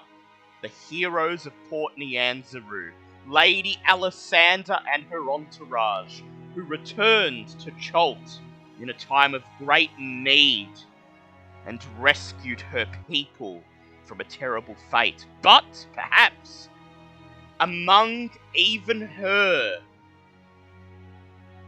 Sir Lucian Scuttlebutt, the survivor of the death curse, the one who refused to die, the one who brought Acererak to heal. He receives feasts in his honour, is given free drinks and free room and board at all of the inns and taverns in the city, becomes a guest of honour at the dinosaur races. An entire top box is cleared out in his honour, and he spends the next few months living it up in Port Nyanzaru, watching the dinosaur races on the merchant prince's dime, and enjoying the throngs of revellers who pay him respects every day and come to grovel at his feet. Thus concludes Tomb of Annihilation. That is the end of the module, but, and I'll ask you for your opinions here, is it the end of the campaign? No, I want to see No. Nah. Good answer. Module Tomb of I Annihilation. have a mentally fractured freaking warlock to work with here. I'm not letting that go on this and on that note. The module Tomb of Annihilation is over, but there is one more to come. The Lost City of Mesro, the final act of this campaign, where once and for all we will uncover the mysteries of Mesro and what happened to its people, discover the origin of the terrible darkness that has infected all of Cholt, and learn what caused Uptow to turn his back on his people. But until then, heroes of Cholt, you have 10 days, and then another 10 days, and then another to live it up in Port Nyanzaru. Surely you must get tired of all these constant feasts and parties. But for a solid month, you live as kings and queens within the city. The people showing you a lifetime's worth of gratitude for saving them from the death curse, and, unbeknownst to them, from something even worse, from the death god, from the Archlich, that, if it were to awaken, would flood the entire world with darkness and drain the planet of Toril of all its life until it was nothing more than a dry, desolate husk. Before we end today's session, I would like Remy to please roll a D100, and we shall determine what Bulb will be reincarnated as Bulb's soul survived, and upon the Soulmonger's destruction, moved onto the afterlife. And at the end of the first 10 day of reveling and partying, The Emerald Enclave sends representatives from Waterdeep.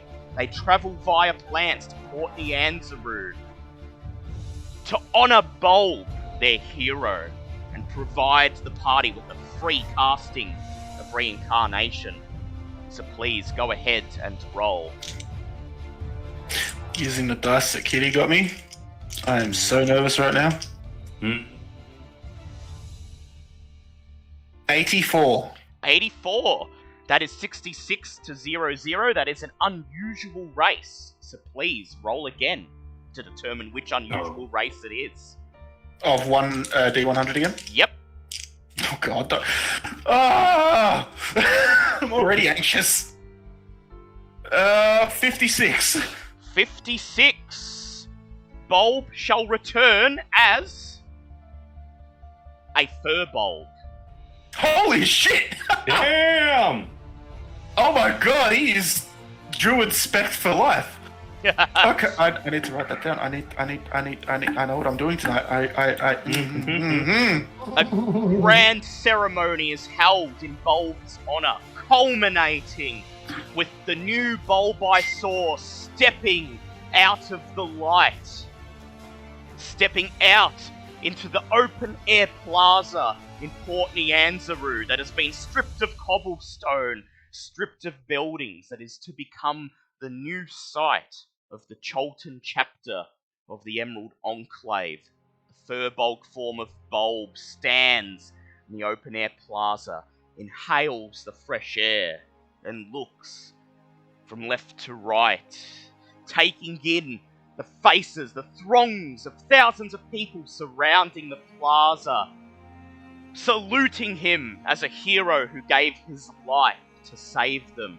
He looks at Bobbit, at Zinhorn, at Sir Lucian, and Ava. And Bulb, what do you say to your friends?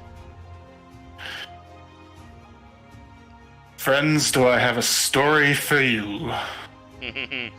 Indeed. Before you can say more, the representatives of the Emerald Enclave surround you. And allow me to please briefly open my Waterdeep my Waterdeep Dragon Heist module, as I have forgotten the name of the contacts that you had in the Emerald Enclave. I won't be a moment. Here we go. Emerald Enclave, here we go. Malinar. That's it. The Archdruid Malinar Fellbranch steps forwards ahead of the contingent of druids. He stands in front of the party, walks to Bulb, silently bows his head, and then he looks around, raises his hands, and says, "In honor of the accomplishments of your party, in honor of the stability you have brought back to Cholt, I hereby christen, with the blessing of the merchant princes, this plaza as the site of the Cholton Emerald Enclave, and to administer it." He turns, looks at both Zinhorn and Bulb. "I christen, as Archdruids of the Cholton Circle, Bulb Eyesore and Zinhorn Aloro."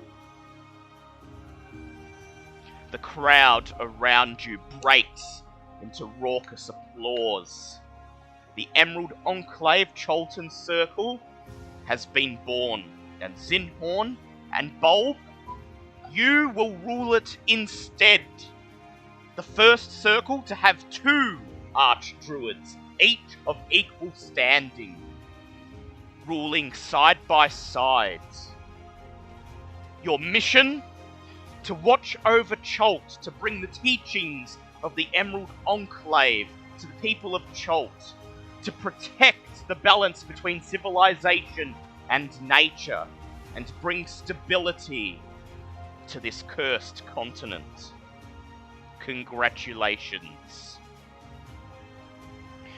that ends this week's session, and indeed, that ends the last session for the year. 3 months of downtime will proceed between now and the first session next year.